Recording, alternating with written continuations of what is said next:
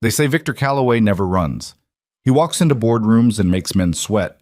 He drives through the South Side and the streets go quiet. He stares down cops and federal agents alike, and not one of them has ever made him blink. But tonight, Victor Calloway is running. Down a hospital corridor, past crashing gurneys and screaming nurses, toward a room where a woman who scrubbed his floors and ironed his shirts is bleeding out on a table. And the only thing standing between her and the next bullet is him. She saved his life. Now the question is whether he's already too late to save hers. If this story already has you gripped, hit that like button, drop a comment with the city you're watching from. I want to see how far this story travels. Follow along, because what happens next will change everything you think you know about loyalty, power, and the people nobody ever bothers to look at twice. The bomb was real. That was the part Victor Calloway kept coming back to, 4 hours after the fact, sitting in the back of a replacement SUV with his jacket off and his sleeves rolled to the elbow, watching Chicago blur past the rain-streaked window. The bomb was real. His security chief had planted it, and the person who had stopped him from driving straight into his own death was a 31-year-old housekeeper named Emily Parker, who made $11 an hour and took 2 buses to get to work every morning. He didn't know she took 2 buses. He realized that now, which bothered him more than he wanted to admit. Dominic Reyes, his head of personal security, a compact, gray-templed man who had worked for Victor for 11 years, sat across from him in the vehicle's rear compartment and said nothing. Dominic understood when silence was the correct response. It was one of the things that had kept him alive this long. The rain picked up. Victor looked at his hands. He had shaken 10,000 hands in this city. Politicians, judges, union bosses, rival operators who came to him with their hats in their hands. And not one of those handshakes had ever felt as significant as the moment Emily Parker had grabbed his arm in the mansion foyer 2 hours ago, her face white as paper, her voice steady in a way that didn't match the terror in her eyes, and said, "Don't get in the car." He hadn't listened at first. That was the other part he kept coming back to. The Calloway Mansion sat on the northern edge of Lincoln Park, a 4-story limestone structure that Victor's father had purchased in 1987 when the neighborhood was still transitional and the price still reasonable. The old man had renovated it twice, installed a security perimeter that would embarrass most government facilities, and then died of a heart attack at 62 before he could properly enjoy it. Victor had inherited both the house and the organization at 28, and in the 17 years since, he had transformed what his father built into something his father would not have entirely recognized: leaner, quieter, and considerably more dangerous. The staff numbered 14. 14 people who moved through the mansion's rooms and corridors on a rotating schedule, maintaining the appearance of a wealthy private household, while the actual business of the Calloway organization was conducted in offices and warehouses and restaurants throughout the city. Victor knew each of them by name. He knew their schedules, their performance records, their reliability ratings as assessed by Dominic. What he did not know, and this gap now felt significant in a way it hadn't before, was very much about who they actually were. Emily Parker had been hired 3 years ago. Dominic had pulled her application from a stack of 47. She had 3 part-time jobs at the time: cleaning offices downtown, cashiering at a grocery in Pilsen, and babysitting on weekends for a family in Wicker Park.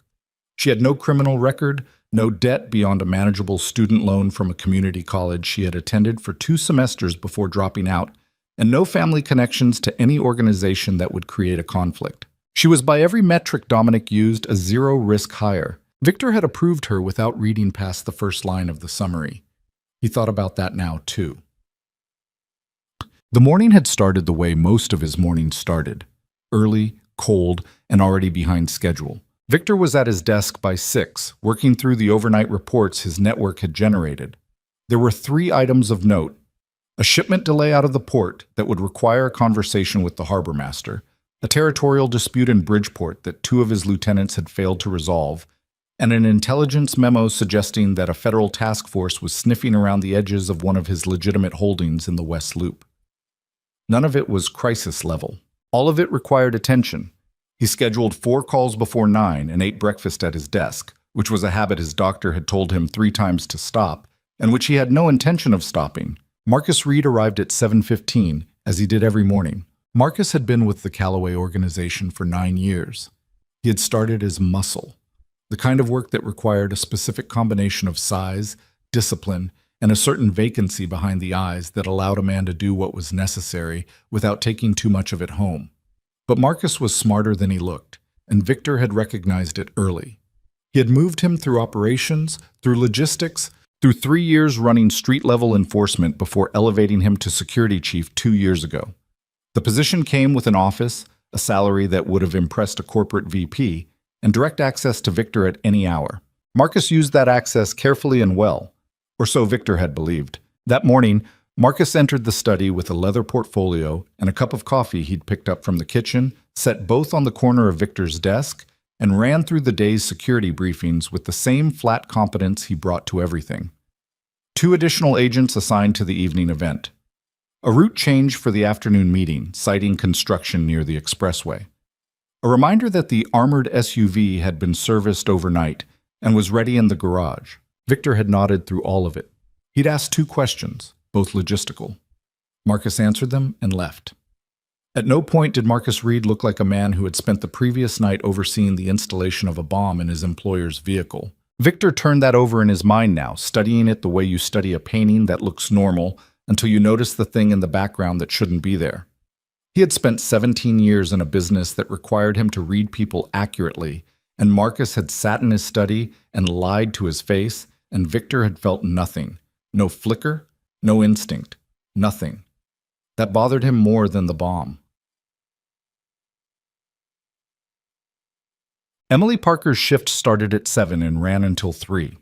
She worked the main floor, the foyer, the formal rooms, the kitchen corridor, the dining room, alongside another housekeeper named Rosa, who had been with the mansion for 6 years, and who Emily, in Dominic's quiet assessment, had become genuinely friendly with. Rosa described Emily as reliable, private, and possessed of a quality that Rosa called seeing things, not in any mystical sense, but in the simple practical sense that Emily noticed when something was out of place, remembered where things belonged, and had a spatial memory for the mansion's routines that other staff found impressive. What Rosa did not know, and what Emily had never told anyone, was that 3 years of working in the Calloway mansion had given Emily Parker an education she hadn't signed up for. She had learned it the way you learn anything when you're invisible, gradually, accidentally, through proximity and patience. She had learned that the mansion's underground garage connected to a service tunnel that ran beneath the east garden. She had learned that certain conversations happen in certain rooms because the configuration of the walls made monitoring difficult. She had learned to recognize, by tone and body language alone, the difference between the men who came to the mansion for routine business and the men who came because something had gone wrong. She had learned over the course of 3 years the rhythms and temperatures of the Calloway organization, the way a person learns the rhythms of a house they've lived in long enough, not through study, but through accumulated sensation. She had learned which men were dangerous and which men were frightened. She had learned that Marcus Reed was both. The conversation she overheard happened at 6:50 in the morning, 40 minutes before Marcus arrived in Victor's study with his leather portfolio and his borrowed cup of coffee. Emily had arrived early. She sometimes did, when the buses ran ahead of schedule and the alternative was standing outside in the cold. She had let herself in through the service entrance, logged her arrival with the security desk, and gone downstairs to the basement laundry room to start a load before her official shift began. It was routine. Nobody paid attention to it. The underground garage was accessible from the basement through a heavy fire door that was supposed to be locked between midnight and 7. That morning, the door was not locked. Emily noticed because she noticed things, and because the gap between the door and the frame was slightly wider than it should have been, and because the light inside the garage, motion-activated, industrial fluorescent, was on. She didn't push the door open. She put her hand against it, felt the slight vibration of voices, and stopped. She knew, even then, that she should walk away. She didn't. Through the gap, she could see a slice of the garage interior, polished concrete floor, the edge of the armored SUV, and the partial silhouette of a man crouching near the vehicle's undercarriage. A second man stood a few feet back, arms folded, speaking in a low, deliberate voice. The crouching man's face was obscured. The standing man's face was not. Marcus Reed said, "Is it set?" The crouching man, Young, Tyler Brooks. She would place him later. One of the night shift security guards she'd seen twice in the kitchen said, "Yeah, remote detonation, clean, soon as the ignition sequence completes the second cycle."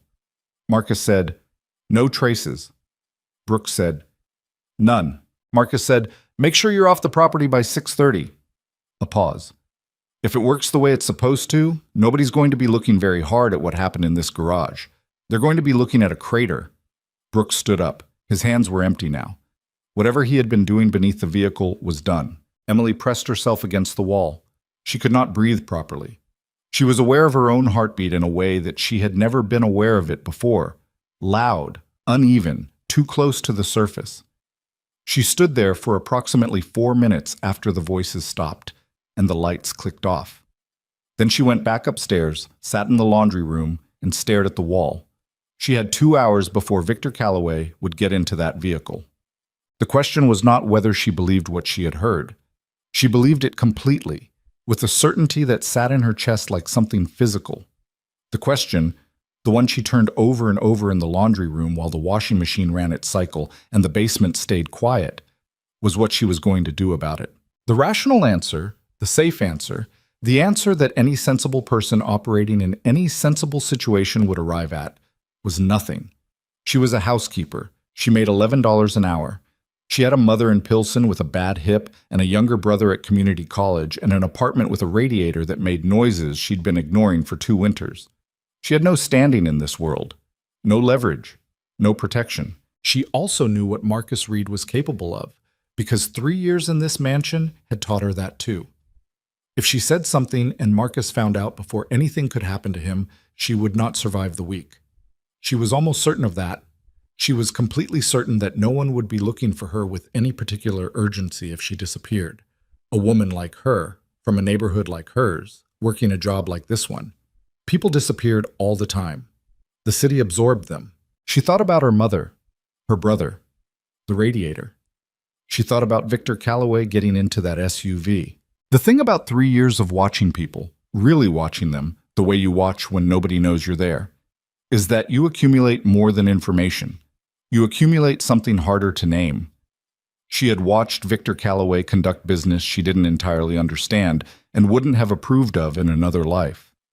She had watched him be cold, methodical, and occasionally frightening. She had watched him bark at his security detail and ignore his staff, and move through his own house, like a man who had forgotten that the rooms were inhabited by other people. She had also watched him once spend 40 minutes on a phone call with a woman who turned out to be his younger sister, whose husband had just left her, and whose voice, audible even from across the room, thin and fracturing, had made Victor Calloway put down every piece of paper on his desk and just listen.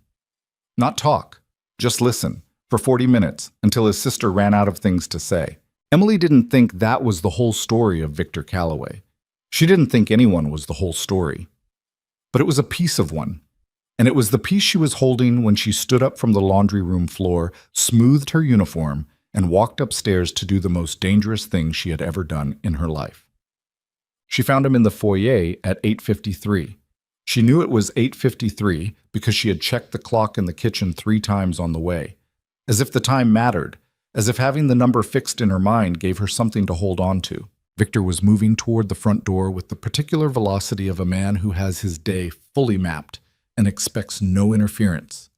He was in a dark suit, tie already in place, phone in hand, 2 members of his security team a step behind him.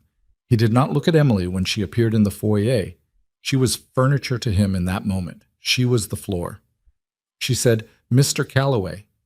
He didn't stop. She stepped directly into his path. He stopped. He looked at her. The security team looked at her. The room temperature dropped approximately 10 degrees. Victor said, "Move." Emily said, "Don't get in the car." Silence. Victor's expression did not change. That was more frightening than if it had. He had the face of a man who had learned a long time ago how to make his face say nothing at all, and he was using that face on her now with a completeness that made her knees want to quit. She held. She said, "There's a bomb in the SUV. I heard them. Marcus Reed and one of the night guards. In the garage this morning, before 6:30. The guard put something under the vehicle. Marcus said remote detonation. He said it was set for when the ignition... Stop. His voice was very quiet. That was worse than if he'd shouted. He said, "Say that again." She said it again. All of it. She kept her voice level and her eyes on his face, and she told him exactly what she had heard and exactly when she had heard it, and while she talked, she watched his expression do something she had not seen it do before. It didn't crack exactly, but something shifted behind it, some internal arrangement of certainties that had been fixed for a long time quietly rearranging themselves. When she finished, he looked at the security agent on his left, not Dominic, a younger man named Garrett, and said very calmly, "Get the dogs on the SUV, now, and find Marcus." Garrett moved. Victor looked back at Emily. He said, "You're sure?" She said, "Yes." He said, "You understand what happens to you if you're making this up." She said, "I'm not making it up." He held her gaze for 3 seconds. She counted. Then he nodded, once, with the finality of a man closing a door, and walked back into the house. The bomb was real. The sweep team found it 11 minutes later, a compact device affixed to the chassis, sophisticated enough that 2 of the 3 agents examining the vehicle initially missed it. The third one found it because he was lying flat on the concrete and happened to angle his flashlight in a direction the others hadn't. He called it in without moving, without raising his voice, with the careful stillness of a man who understood exactly what he was looking at. Victor was standing in the underground garage watching when the call came through. He said nothing for a long moment. Then he said to Dominic, who had materialized at his elbow sometime in the previous 4 minutes, "Where's Marcus?" Dominic said, "Gone. Car left the property at 6:28 this morning, before the sweep." He knew. He knew. Victor looked at the vehicle. He looked at the device. Still in situ, the disposal team not yet arrived. A carefully engineered piece of metal and wire that represented in its compact and terrible way a level of planning and deliberate intent that you did not arrive at impulsively. Someone had spent time on this. Someone had resources. Someone had access. He said, "Find Tyler Brooks, already in motion, and Emily Parker." Dominic paused, just slightly, just long enough to register the unusual nature of the instruction, and said, "I'll see to it personally." Emily was in the kitchen when Dominic found her. She had gone back to work. She genuinely hadn't known what else to do. The rational part of her mind had understood that things were happening rapidly in other parts of the mansion, and that the correct response was probably to wait somewhere and let events develop. But she was a person who dealt with stress by moving, and the kitchen needed to be prepped for lunch, and so she was prepping it. Dominic stood in the kitchen doorway. He was a compact man with gray-streaked hair and an economy of movement that Emily had always found faintly unnerving. The way he took up exactly the space he needed and no more, and watched everything with a quietness that felt less like patience and more like calculation. He said, "He wants to see you." Emily set down the knife she was holding. She wiped her hands on a kitchen cloth. She said, "Is he angry?" Dominic considered the question with more care than it probably warranted. He said, "He's processing." "That's not a no." "No," Dominic said, "it's not." Victor was in his study when Emily arrived. Not sitting behind his desk, but standing at the window, looking out at the garden with his hands clasped behind his back and his jacket off, which she had come to recognize in 3 years of proximity as a sign that the performance layer had dropped. Jacket on was for meetings, for presentations of authority. Jacket off was for the moments when Victor Calloway was actually thinking. He didn't turn around when she entered. He said, "How long have you worked here?" 3 years in April. Before 6:30 this morning, had you ever been in that garage? Twice.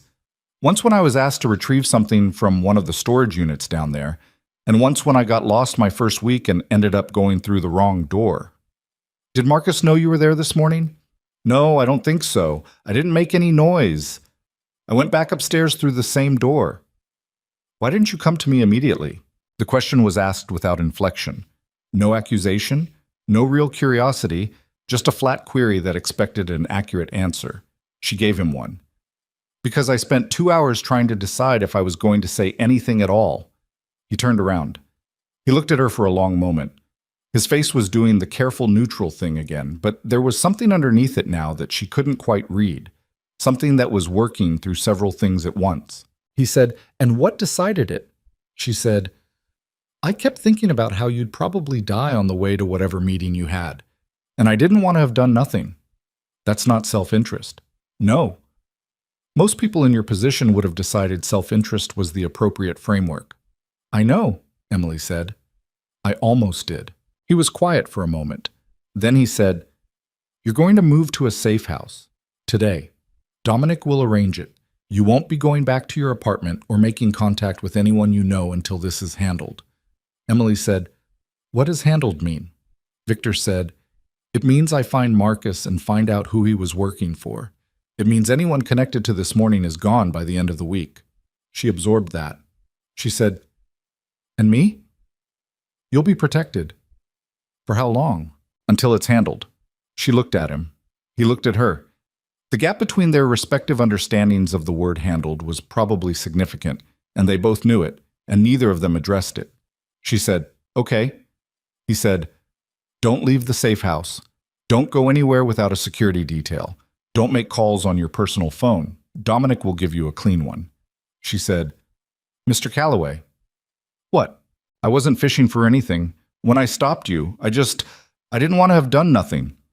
Victor Calloway looked at the woman who had just saved his life, and he looked at her with an expression that she couldn't fully catalog. And he said, "I know, hon."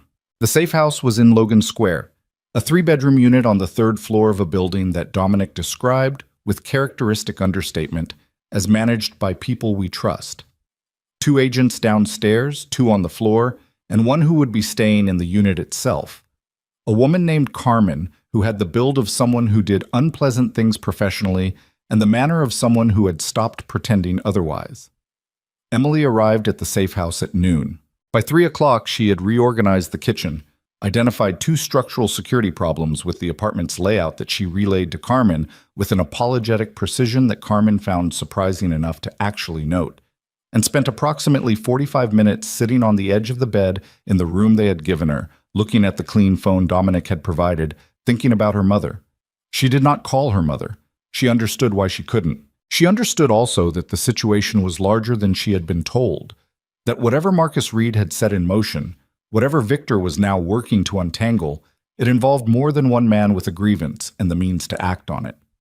She had worked in this house long enough to understand the difference between a personal betrayal and a structural problem, and what she had heard in that garage had the cold, premeditated quality of something structural. She had understood that even in the moment. She had understood it the way you understand a storm is coming before you can see clouds, through air pressure and bird behavior, and some older knowing that lives below the level of conscious thought. She sat on the edge of the bed in the Logan Square safe house, and she thought about what it meant to have made the choice she'd made, and whether it had been the right one, and whether there was any version of it that did not lead her to somewhere very dangerous very fast. She didn't arrive at an answer. She got up and went back to the kitchen and offered to make Carmen something to eat, because that was the other thing she did with stress. She fed people. Carmen, who had not eaten since 5 that morning, accepted without hesitation. At 6 in the evening, Victor was in his secondary operations center, a reinforced room in the basement of his Wicker Park property, where the walls held screens and the air smelled like recycled ventilation and the absence of windows was a feature rather than an oversight, when the first real picture of the conspiracy began to emerge. Tyler Brooks had been located. He had not gotten far. 2 of Dominic's men had picked him up at a bus station on the north side with a bag containing approximately $40,000 in cash and a one-way ticket to Milwaukee. Brooks was 24 years old and sufficiently frightened by the time he arrived in the operations center that his usefulness as an information source was limited only by the speed at which he could articulate what he knew, which was more than Victor had expected. "Marcus Reed," Brooks explained, in a voice that kept cracking at the edges, the voice of a young man who had understood too late what category of situation he had inserted himself into, was not the architect of what was happening. Marcus was a component, a capable, central component, but operating under direction from someone higher, someone who had been building toward this moment for, by Brooks's account, at least 18 months. Brooks didn't know the name. He had only ever dealt with Marcus directly, but he knew the scope, which was wider than Victor had assumed, and he knew the timeline, which was shorter. The plan hadn't stopped when the bomb was found. It had pivoted. Whatever came next was already in motion. Victor looked at the screens. He looked at the city map and its layered indicators, property locations, personnel positions, vehicle routes, and he thought about the size of what he was dealing with. Dominic, standing at his shoulder, said, "You want to bring in more people?" Victor said, "Not yet. I don't know who else is inside." "That's the problem." "That's the whole problem," Victor said. "Someone with access, with time, with the patience to build something like this for 18 months, that's not Marcus working alone. That's someone who understood the architecture of this organization well enough to move inside it without being seen." Dominic said, "Someone with authority." "Someone with authority," Victor agreed. "And a reason." His phone buzzed. He looked at the screen. The number was blocked. He answered. A voice he almost recognized said, "She's still alive. Thought you'd want to know." Victor said, "Who is this?" "Don't waste time on that. Waste time on something useful." A pause. "There's a list, Victor, inside the organization. Names of people who've been talking to outsiders. You know what kind of outsiders. Your man Marcus found out about the list and decided to act before it became a problem for him. You following me? Keep going. The people whose names are on that list, they're scared, and scared people do stupid things. The next move isn't the one you're expecting." The line went dead. Victor stood holding the phone. Dominic watched him. Victor said, "Find Emily, right now. Call Carmen." Dominic was already dialing. He let it ring. It rang 12 times. Carmen didn't answer. The call came from a hospital dispatcher at 7:14 in the evening. A woman matching Emily Parker's description, no identification on her, no personal phone, a clean number that no one at St. Matthew's could trace, had been brought in by paramedics approximately 20 minutes earlier.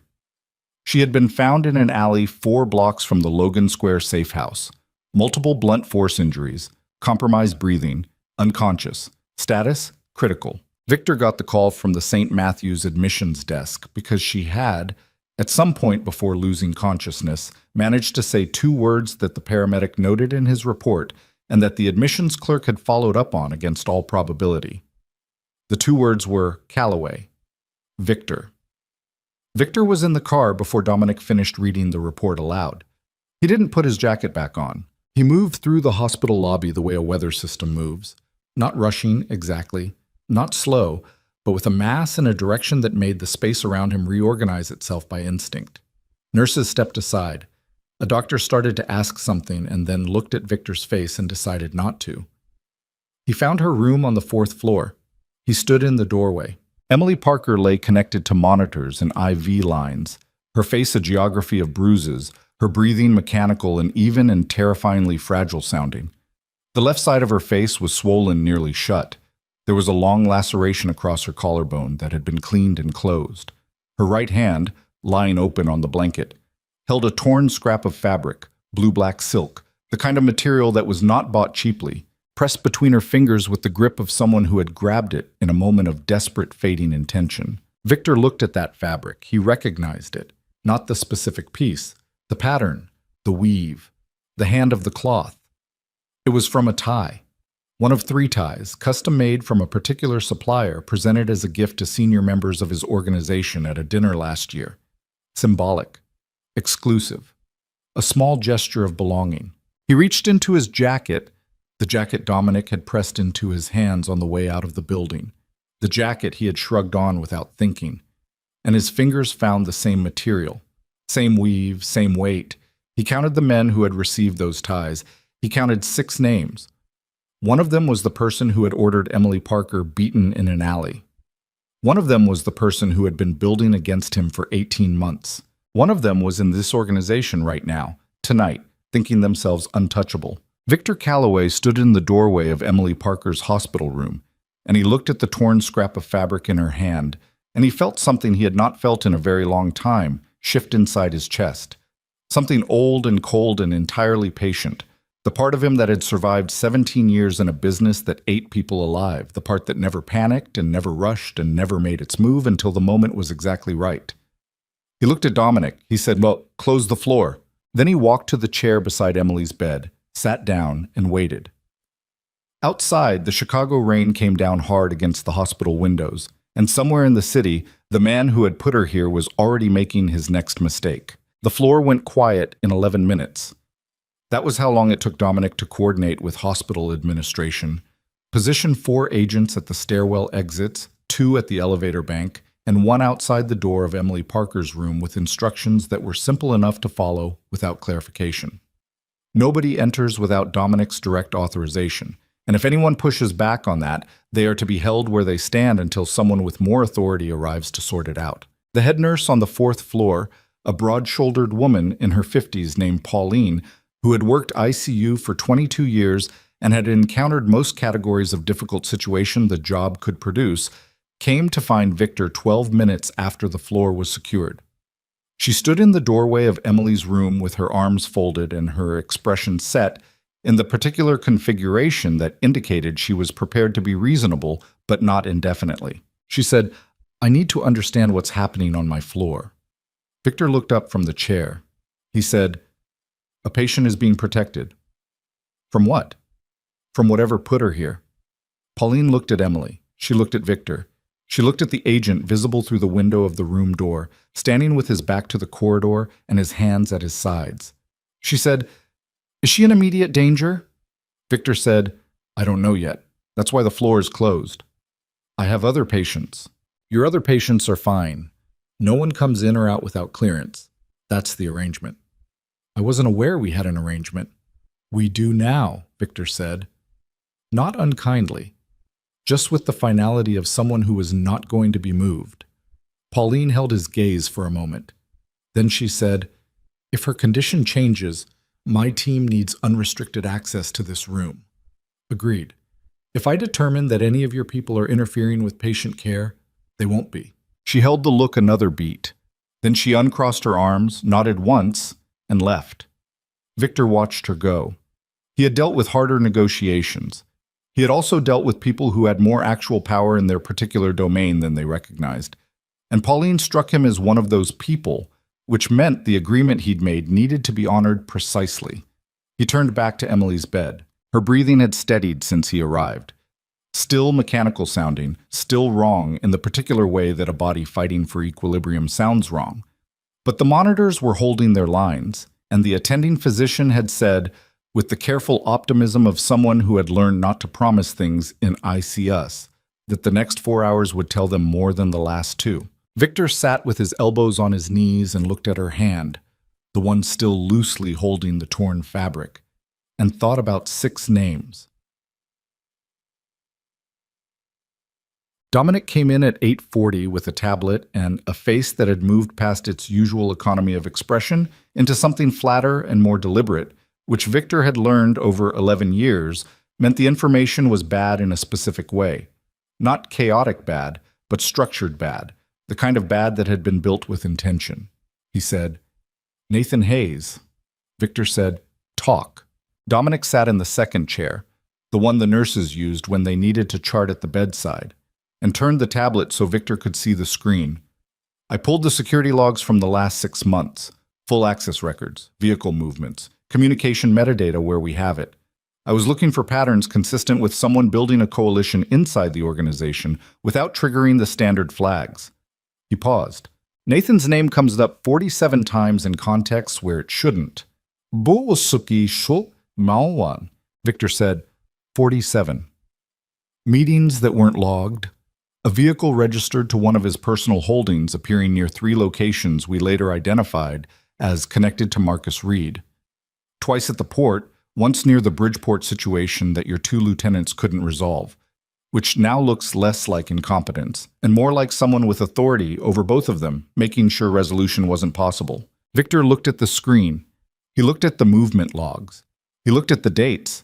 Nathan Hayes had been appointed security chief 6 weeks ago, after Marcus Reed's promotion had created a vacancy in the organizational structure.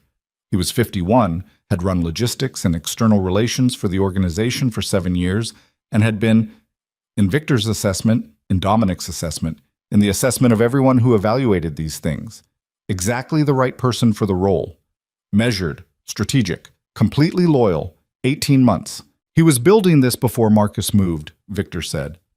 Marcus was his instrument, Dominic said. The bomb? That was Nathan's play, not Marcus's idea.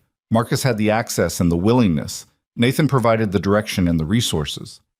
And the tie. Dominic looked at Emily's hand. He said, the ties were Nathan's suggestion. He proposed them at the dinner as a morale gesture. I thought it was unusual for him. He's not typically a gesture-oriented person. But the idea was well received, so I didn't push on it. So he knew who had one. He selected the supplier. He coordinated the presentation. Yes. A pause. He gave himself a reason to know exactly which 6 people had that fabric in their possession. Victor sat back. He sent the killer to the safe house.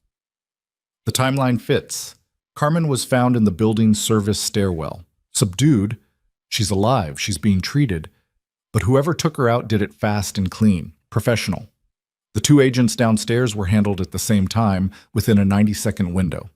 That's coordinated. That's not improvised. Emily left the safe house. The door to the stairwell was locked from outside. She couldn't have gotten out that way. Dominic's voice stayed level, but something tightened at the edges of it. We think she heard something. The agents going down, maybe Carmen, and she made a decision. Victor said, she ran. She tried to. She got 4 blocks. The room was quiet except for the monitors.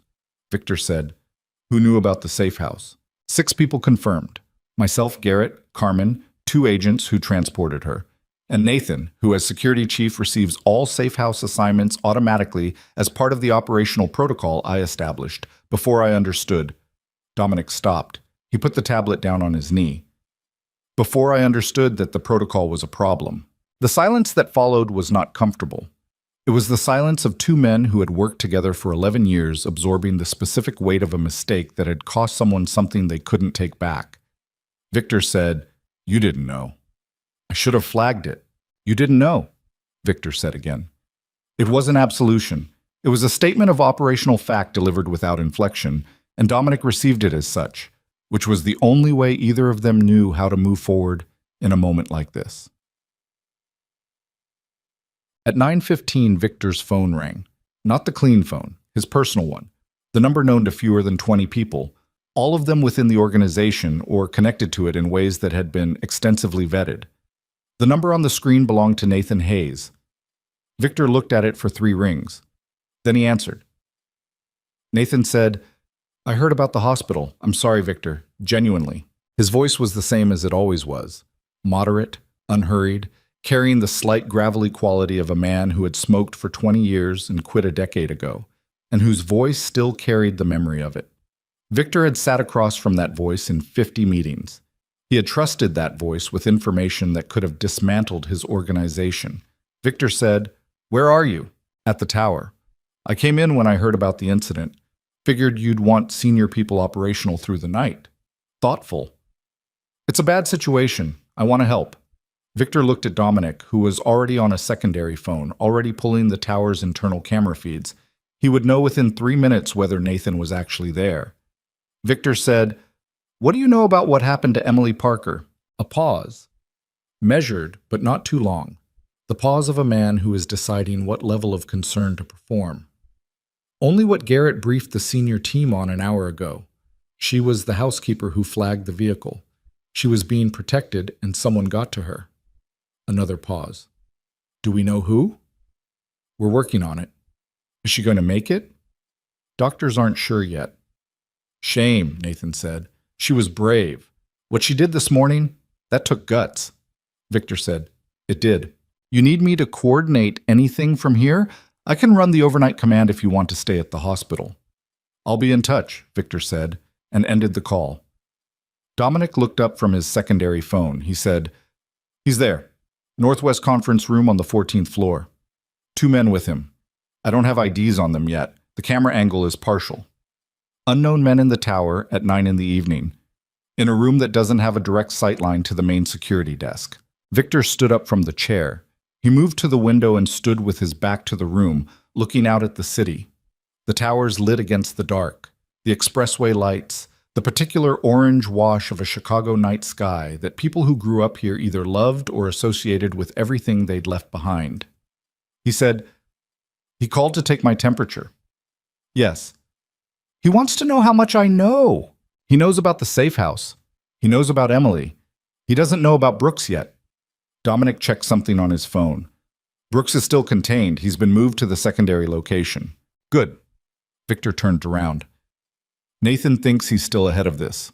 He called because a man who's guilty but thinks he's clean calls to check in. It's what an innocent man would do, and he's careful enough to perform it."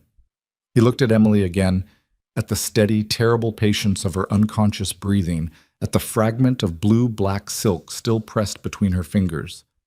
"He doesn't know about the fabric. If he did, he wouldn't have sent someone who was wearing the tie. Or he sent someone wearing it deliberately, to tell me something." Dominic was quiet for a moment, then, "That's a different kind of play." "That's a man who thinks he's already won," Victor said, "and wants me to know it." Garrett arrived at 10 with two things: a coffee that Victor didn't ask for but accepted, and a name. The name was Daniel Cho. 43, former military. Currently operating under a consulting cover that 3 different layers of investigation had failed to penetrate until Garrett's team applied pressure to a financial thread that ran from one of Nathan's personal accounts, through 2 shell structures, to a management fee paid quarterly to a company that existed only on paper and listed Daniel Cho as its sole employee. Cho was the professional, the one who had been in the Logan Square building, the one who had put Emily in this hospital and left 4 blocks away when he was satisfied she was finished. Garrett put the file on the empty chair and said, "We have a last known location. As of 6 hours ago, he was in a hotel in the South Loop. We've had eyes on the building for the last 40 minutes. Victor said, "Is he still there?" "Room hasn't moved. Keycard log shows no exits since check-in." Victor said, "I want him." Garrett said, "The team is ready." "Alive, Garrett." "Understood." "And quiet. Nothing that makes noise downtown." Garrett nodded. He picked up his phone and stepped into the corridor. Victor drank the coffee. It was bad. Vending machine bad. The kind of coffee that had been sitting in a heated container long enough to develop a sourness at the back of the throat. And he drank it anyway because he had been awake since 5 in the morning and the night was not close to finished. He looked at Emily. She hadn't moved. Her hand was still. The monitors ran their lines. He thought about what she had said in his study. "I kept thinking about how you'd probably die, and I didn't want to have done nothing." He had heard those words and categorized them correctly in the moment. Honest, unstrategic, the words of someone who had made a decision based on something that wasn't self-interest. He had categorized them correctly, and then, because correct categorization was a professional habit and not the same as understanding, he had moved on to the operational next steps. He was not moving on now. He sat in the chair beside her bed in the 4th floor ICU of St. Matthew Medical Center, and he held the bad coffee, and he let himself sit with the fact that this woman, who he had not bothered to actually see in 3 years of daily proximity, had done the most consequential thing anyone had done for him since his father died, and had done it not for money or positioning or leverage, but because she didn't want to have done nothing. He understood that. He also understood, looking at what it had cost her, that understanding it was insufficient. The call from Garrett came at 11:47. Daniel Cho was not in the hotel room. The room contained a bed that had not been slept in, a suitcase containing clothes and a false-bottomed compartment that had recently been emptied, and a window that looked out onto a fire escape that connected to the building's rear alley. The keycard log showed no exits because the fire escape door operated on a separate system that Cho had apparently identified and accounted for. He had been gone, by Garrett's estimate, for at least 4 hours. Victor received this information standing at the window of Emily's room and said nothing for approximately 15 seconds. Then he said, "He's not running." Garrett said, "No." He had time to run. He had resources. He left because he was directed to, not because he panicked. Nathan pulled him out. Nathan pulled him out and repositioned him. Victor looked at the city. He looked at the darkness and the lights. Which means Nathan knows we're looking, which means his phone buzzed. A different one. The operations center line. He switched. A tech named Rowan, whose voice he recognized from overnight shifts, said, "Mr. Calloway, we just intercepted something from the tower. Internal communication, flagged by the automated system as anomalous because of the encryption level. It's above what our standard internal traffic uses." "What does it say?" "We're still working on the decrypt, but the metadata tells us something." A pause. "It was sent from the 14th floor at 11:32. It went to 15 recipients." 15. Victor said, "How many people does Nathan Hayes have access to in senior organizational roles?" Rowan said, "Across all divisions?" 22. 15 out of 22. Victor closed his eyes for exactly 3 seconds. He opened them. He said, "Get me Dominic." Dominic arrived back at the hospital at midnight. He had been at the Wicker Park Operations Center, running the Brooks debrief and coordinating the search for Marcus Reed, who remained as of midnight unlocated, which was itself a piece of information because Marcus Reed had resources and connections and had clearly used both to move quickly, and the direction of his movement mattered. Dominic sat down. He looked at the 15 recipient count. He looked at Victor. He said, "He's not waiting for the right moment. He thinks this is it." He moved when he found out about the hospital. He figured I'd be distracted, watching Emily running reactive instead of forward. "Are you?" Victor said. "What do you think?" Dominic looked at him steadily. "I think you've been sitting in this room for 4 hours and you've run more of this operation from that chair than Nathan Hayes has from the 14th floor of his own tower." A pause. "But I also think he has 15 people, and we currently don't know which 15. "Then we find out tonight," Victor said, "before he makes his next move. Because once he moves with 15 people, it's not a coup attempt anymore. See, it's a succession. And handling a succession is a different kind of problem. How do you want to approach it?" Victor stood up. He put on his jacket. He looked at Emily one more time. The monitors, the hand, the torn fabric. He said, "Call the tower. Tell them I'm coming in. Tell them I want a full senior leadership meeting at 2 a.m. Everyone, no exceptions, mandatory attendance." He moved toward the door. "If Nathan's going to make his play tonight, let's give him a room to make it in." Dominic said, "And if he comes in armed?" "Then we'll find out a lot of things very quickly," Victor said. He was 2 steps into the corridor when his phone buzzed again. Chug. Not a call this time. A message. Single image. No text. No sender identification. The image was a photograph. It had been taken from the corridor outside Emily Parker's hospital room. The timestamp in the corner read 11:51 p.m., 8 minutes ago. Victor looked at the photograph. He looked at the timestamp. He looked at the corridor he was currently standing in, at the agent posted outside Emily's door, at the nurse's station 20 feet away. The photograph had been taken 8 minutes ago from inside this corridor, which meant whoever had taken it had been standing here 8 minutes ago, which meant the floor wasn't clean. Victor turned back toward Emily's room. He moved fast, not running, but close, that particular controlled velocity of a man who has decided that speed matters more than appearance. He pushed through the door. Emily was still. The monitors were running. The room was the window. The window was open 3 inches. It had been closed when he left. He was certain of it. He was certain because he was a man who noticed things when they mattered, and in the last 4 hours, every detail of this room had mattered. 3 inches of Chicago night came through the gap. Cold air and rain and the distant mechanical sound of the city. And on the windowsill, barely visible against the white paint, a single strip of paper, folded twice. Victor picked it up. He unfolded it. 4 words, printed in clean block letters. "She has 10 minutes. Victor looked at the monitors. He looked at Emily's IV line, the clear tube running from the bag above the bed down to the catheter in her arm. And he looked at the point where the tube connected to the port, and he saw at the junction a tiny additional line that had not been there when he sat beside this bed. Thin, almost invisible, inserted with the precision of someone who knew exactly what they were doing. His voice, when he called for the nurse, came out completely flat. "Get the doctor, now. The IV line has been compromised." The corridor outside erupted.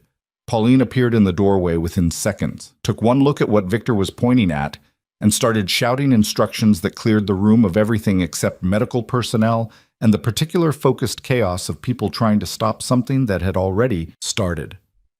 The next 4 minutes were the longest of Victor Calloway's life. He stood against the far wall of Emily's room, pressed there by Pauline's arm, physically moved aside with a force that brooked zero argument, and he watched 3 medical staff work on the IV line with the focused, airless efficiency of people who had trained for exactly this and were now performing it under conditions they hadn't trained for, which was a man in a suit standing 6 feet away, radiating the particular energy of someone who was holding himself very still because the alternative was catastrophic. The attending physician, young, Korean-American, a resident named Park, who Victor had seen twice in the corridor and who now appeared to have aged 5 years in the last 90 seconds, disconnected the compromised line, capped the port, and began checking Emily's vitals with a speed that communicated urgency without announcing panic. Victor watched Emily's face. It didn't change. She was still unconscious. The monitors ran their lines, Park said without looking up. Whatever was in the secondary line, she didn't receive a full dose. The drip rate was slow, rying, either intentional or the line was only recently inserted and hadn't delivered much volume yet. Victor said, "Is she going to be all right?" Not a question. A demand for information delivered in the register of a question. Park said, "We're running a panel right now. I need 20 minutes. "You have 10. Park looked at him. Park was young enough that the look still carried some genuine surprise in it. The residual surprise of someone who had not yet fully learned that certain men in certain rooms do not respond to the normal logic of who is actually in charge. Pauline put her hand on Victor's arm. She said very quietly, "Let him work." Victor looked at her hand on his arm. He looked at her face. He said nothing, and he stayed where he was, and he let Park work. In the corridor, Dominic was systematic in the way that made him valuable. He had the agent who had been posted outside Emily's door, a man named Reyes, 26, 18 months with the organization, standing against the wall with his hands visible and his face doing the thing faces do when a person is genuinely frightened and trying not to show it. Dominic stood in front of him with his tablet and his flat water expression and walked through the last 40 minutes in 90-second intervals. Reyes had not left his post. He was certain of that. He had seen no one enter the room. He had not been approached. He had checked his phone twice. Messages from his wife, he said. She was due in 3 weeks, and had otherwise maintained visual on the door. Dominic said, "The window." Reyes said, "What about it?" "It's on the exterior wall. What's below it?" A pause. Reyes processed. There's a maintenance ledge. I saw it when we secured the floor, but it's narrow. Maybe 14 inches. Is it accessible from the exterior? From the floor below, maybe. There's a service ladder on the south face of the building. I flagged it when we did the sweep, but the assessment was that it was too exposed. Anyone on that ladder would be visible from the parking structure across the street, Dominic said, at 1 a.m. Reyes stopped talking. Dominic said, "Not from the corridor, not from inside this floor, from outside." He made a note on the tablet. "Cho." "He came back?" "He never left the area," Dominic said. "He repositioned. Nathan pulled him out of the hotel and repositioned him." He looked at the window at the end of the corridor, the one facing the parking structure, the one that was currently showing him a slice of Chicago night and the lit upper levels of a concrete deck 200 feet away. "He was waiting for Victor to leave the room," Reyes said, "but Mr. Calloway didn't leave the room. He left for 40 seconds. To take the call in the corridor." Dominic looked at him. 40 seconds was enough. Then Victor came out of Emily's room at 1:23 with the 20-minute panel results in his hand, a printed sheet that Park had given him with the particular careful neutrality of someone delivering news that is bad but not catastrophic, which is its own specific emotional register, and found Dominic waiting. The panel showed traces of a sedative compound in Emily's bloodstream, enough to have been dangerous given her current condition, not enough to have been immediately fatal. Park's working theory was that the dosage had been calibrated to kill slowly rather than quickly, which was a choice that communicated something about the person who had made it. Fast was loud. Slow was invisible. Slow looked like complications. Victor folded the paper and put it in his jacket pocket. He said, "Cho." "Almost certainly," Dominic said. "Exterior approach. Maintenance ledge. Window." He was in and out in under 2 minutes. "He's still in the area." I have people on the parking structure and the surrounding blocks. If he's still within 300 meters, we'll find him. Dominic paused. But Victor, he took a significant risk coming back here. That's not operational caution. That's a deadline. Nathan's deadline. Emily alive is a liability. She heard Marcus in the garage. She can connect the conspiracy to the operation. If she wakes up and talks, she becomes the chain of evidence, Victor said. Nathan needs her gone before she can speak to anyone with the authority to act on it. Victor looked at the door of Emily's room. He said, "Move her." "To where?" "We don't have a secure facility that Nathan doesn't. Find one he doesn't know about." Victor turned. "Not a safe house? Not a property? A facility that hasn't been in any operational brief Nathan has received. Something off the books." Dominic was quiet for a moment, then, "My brother-in-law runs a private medical clinic in Evanston. Small, fully equipped for post-trauma care. It's not connected to anything. Can he be trusted?" "He doesn't know what I do for a living. He thinks I work in corporate security. Keep it that way. Make the call." Victor started moving toward the elevator. "And get me everything on Nathan's current position. Every camera, every contact, every vehicle registered to him or to anyone in his household." "You're going to the tower." "I'm going to the tower," Victor said. "Victor." Dominic's voice stopped him. There was something in it.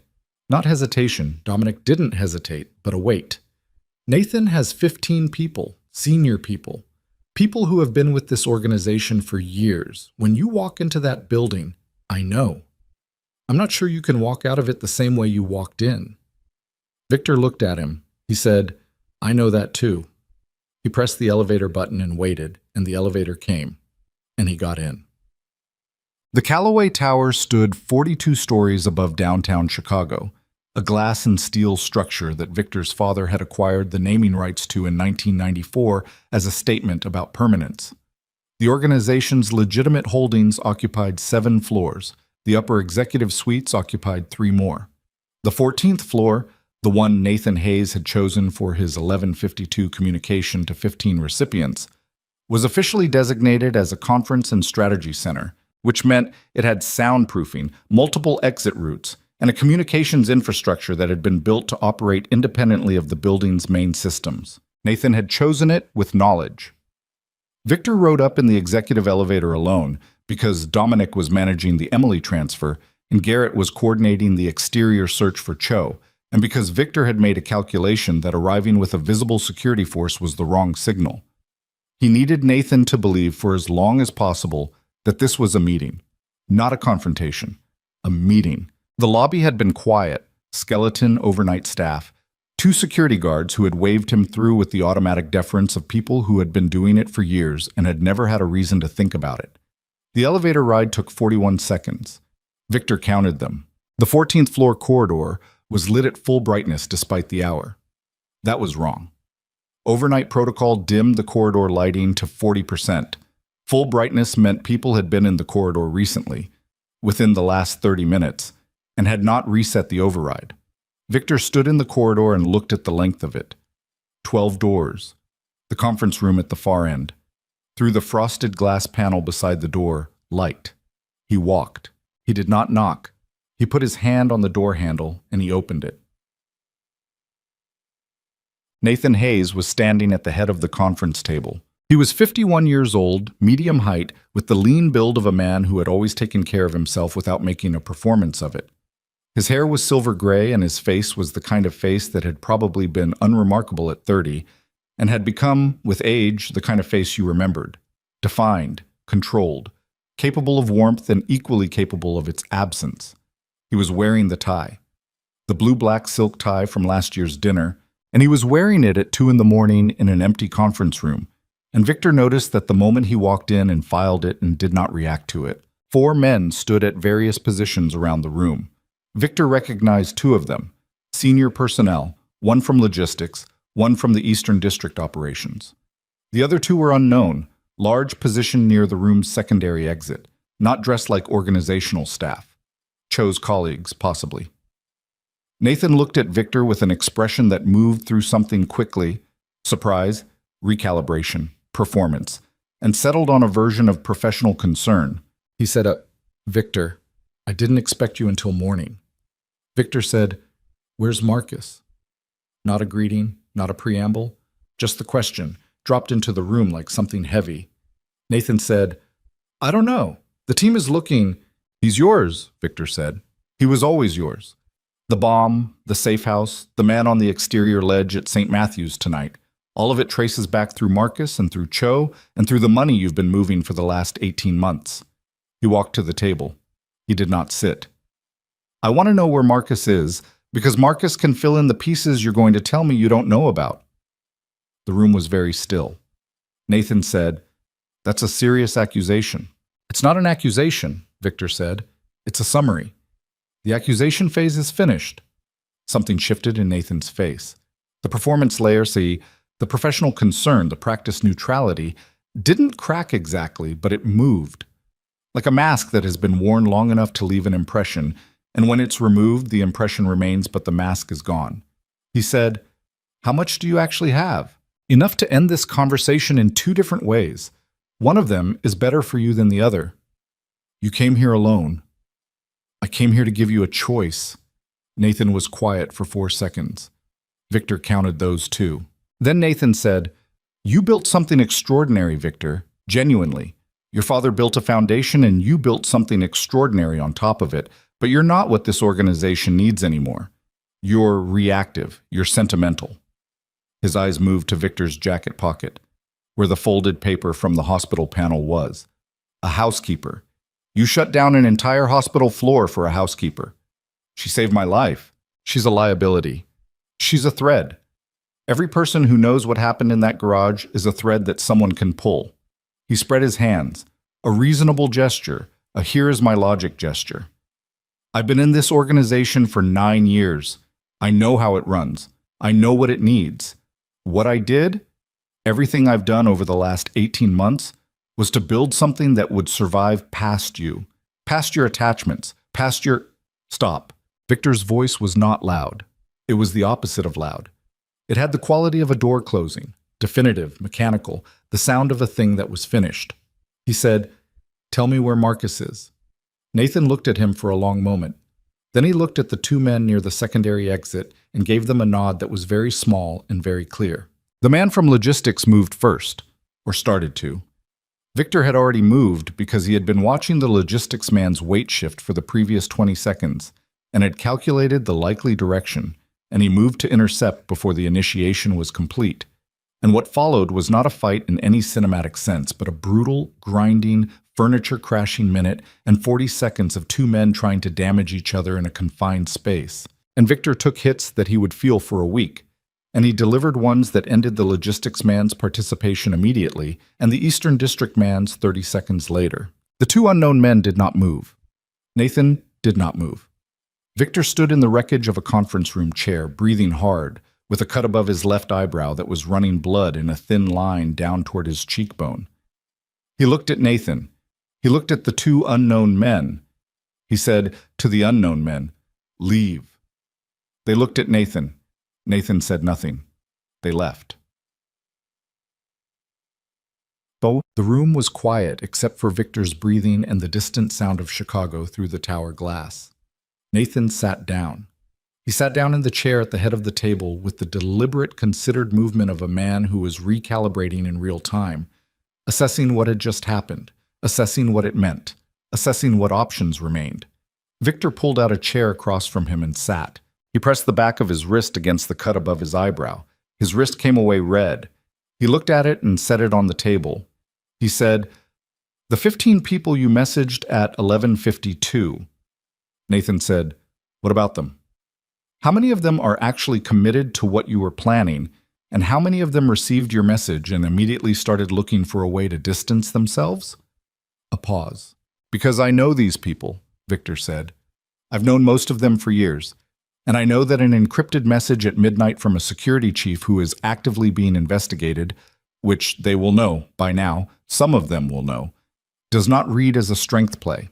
It reads as a man who is running out of time and calling in markers he isn't sure he has." Nathan's jaw moved. Something worked behind his eyes. Victor said, "Give me Marcus, give me Cho, Give me the full accounting. Every person you brought into this, every resource you moved, every commitment you made on behalf of this organization without authorization." He leaned forward slightly. "And I will give you the only version of this that doesn't end in a way that neither of us wants to spend time describing." Nathan looked at him for a long time. The clock on the conference room wall read 2:17 a.m. Nathan said, "Marcus is in Gary, warehouse on the industrial corridor, east of the rail yard. One of mine, not on any organizational record." He said it the way a man says something when he has decided that the mathematics have shifted and recalculation is more useful than resistance. Flat. Factual. Victor said, "Cho, I don't have a current location. He was supposed to check in at midnight. He didn't." "Why didn't he check in?" "Because your people were covering the area around the hospital, and he's professional enough not to check in when he's compromised." A pause. "He'll surface when he thinks it's clear." "He won't get the chance," Victor said. "Victor." Nathan's voice changed. Just slightly, just enough. The operational flatness dropped a fraction, and something else came through. Something that might have been, in another man at another time, called candor. The 15 people, not all of them were willing participants. Some of them were coerced. Information I had about them, situations I documented over the years. I used it. He let that sit. "You should know that before you decide how to handle each of them." Victor looked at him. "Why are you telling me that?" "Because some of those people are valuable to you. Because losing them unnecessarily would cost you more than it would cost me." A pause. "And because I've been in this organization for 9 years, and I am not entirely without—" His phone, on the table beside his right hand, lit up. Victor saw the screen from across the table. The name on it was one he recognized. A name he had not expected to see on Nathan's phone at 2 in the morning. Connected to this, connected to any of this. He looked at the name. He looked at Nathan. Nathan looked back at him with an expression that had moved past recalibration into something that was almost apologetic, which was the expression of a man who knows that the next 10 seconds are going to change everything the other person thought he understood about the last several years. Victor reached across the table and turned the phone face up. He read the name. He sat with it for 3 seconds. Then he said, very quietly, the words coming out with the particular flatness of a man whose interior architecture has just sustained structural damage and is currently running the assessment. "How long?" Nathan said, 4 years. 4 years, Victor repeated. "It started before Marcus, before any of this. It started as information, nothing operational, just 4 years. Victor, the name on your phone," Victor said, "is someone I trusted with information that I have never trusted to another living person." He stood up from the chair. He stood up slowly, the way a man stands when he is making sure his legs will hold, when he is not entirely certain that the floor beneath him is still where the floor is supposed to be. "If what I'm reading means what I think it means, if this goes where I think it goes—" He stopped. He looked at the city through the tower glass, 42 stories of it, dark and lit and indifferent. He said, "Everything I thought I knew about the last 4 years." Nathan said nothing. "Everything I thought I understood about why certain things happened the way they happened. Certain decisions. Certain losses." Victor's voice had gone very quiet. Not the controlled quiet of professional management. The other kind. The kind that comes from somewhere deeper and older and considerably more dangerous. The Harmon situation, 2 years ago. 3 people I trusted, gone in a week. I thought it was external. I spent 6 months looking outside. "Victor." "It wasn't external," Victor said. Nathan said nothing. The clock read 2:21. Victor picked up Nathan's phone from the table. He looked at the name on the screen one more time. He put the phone in his jacket pocket next to the folded hospital panel, and he walked to the door. He stopped with his hand on the frame. He said, without turning around, "You said I was sentimental." Nathan said, "Yes." "You're right," Victor said. "I was." He walked out of the conference room and into the corridor, and he stood against the wall for exactly 11 seconds with his eyes closed and his hand flat against the plaster, feeling the building hum against his palm, feeling the city 42 stories below, feeling the weight of 4 years of misdirected certainty settle on him like something physical, pressing down on his shoulders, settling into the joints of his hands, finding every place he'd taken a hit in that conference room and reminding him it was there. 11 seconds. Then he pushed off the wall and walked to the elevator and called Dominic. Dominic answered on the first ring. Victor said, "Gary, industrial corridor east of the rail yard. Marcus is in a warehouse, one of Nathan's off the books. I need a team there in 20 minutes. I can do 15. Don't move on it yet. I need to talk to you first." He stepped into the elevator. "And Dominic, I need you to pull everything we have on Richard Calloway." A pause, long enough to be significant. Dominic said, "Victor, pull it." "That's your—" "I know who it is," Victor said. "Pull it anyway." The elevator descended. Victor watched the floor numbers drop and held the phone against his ear and did not say anything else, because there was nothing else to say until he had Dominic in front of him and the information in his hands, and the particular kind of control that comes not from having answers, but from knowing exactly which questions to ask. Richard Calloway was his younger brother. The operations center in Wicker Park smelled like cold coffee and recycled air and the specific tension of a room where people had been working hard through the night without enough sleep. Victor arrived at 2:58 and found Dominic already at the main console with 3 analysts who had been pulled from whatever they'd been doing and redeployed without explanation, which was a thing Dominic could do and which they had learned over time not to question. Dominic turned from the screen when Victor came in. He looked at the cut above Victor's eyebrow, dried now, a dark line against the skin, and at Victor's jacket, which had taken the evening poorly. He did not comment on either. He said, "Richard," Victor said, "what do you have?" "Not enough." "Not yet." Dominic turned back to the screen. "But what I have is, it's not nothing." He pulled up a communication log. 3 contacts between a number registered to a holding company that traces back to your brother and a number we've connected to Nathan's external network. Over 4 years. Irregular intervals, 6 months, 8 months, but consistent. He paused. "The last contact was 10 days ago." 10 days ago, 4 days before Nathan was formally appointed security chief. Victor stood at the console and looked at the log and felt something cold move through him. Not surprise exactly, because surprise requires a level of unpreparedness that the last 3 hours had already stripped away. This was something different, something that had no clean name. The feeling of a man who has been operating on a map that was wrong from the beginning, and who is now holding the correct map and understanding, distance by distance, how far off course he has traveled. Richard was 34, 7 years younger. He had left Chicago at 22, officially to pursue finance in New York, and had spent the intervening 12 years building a career that was legitimate enough on its surface and that Victor had maintained at arm's length, deliberately, carefully, specifically to protect Richard from the parts of the Calloway world that Richard had always claimed he wanted no part of. Victor had believed him. He had believed his brother the way you believe the people you grew up alongside, which is to say, not entirely on evidence, but on accumulated history, on shared rooms and shared losses, and the particular knowledge of a person that comes from watching them grow up, which is a different and in some ways less reliable knowledge than the kind you assemble from behavior and data. He looked at the log. 4 years.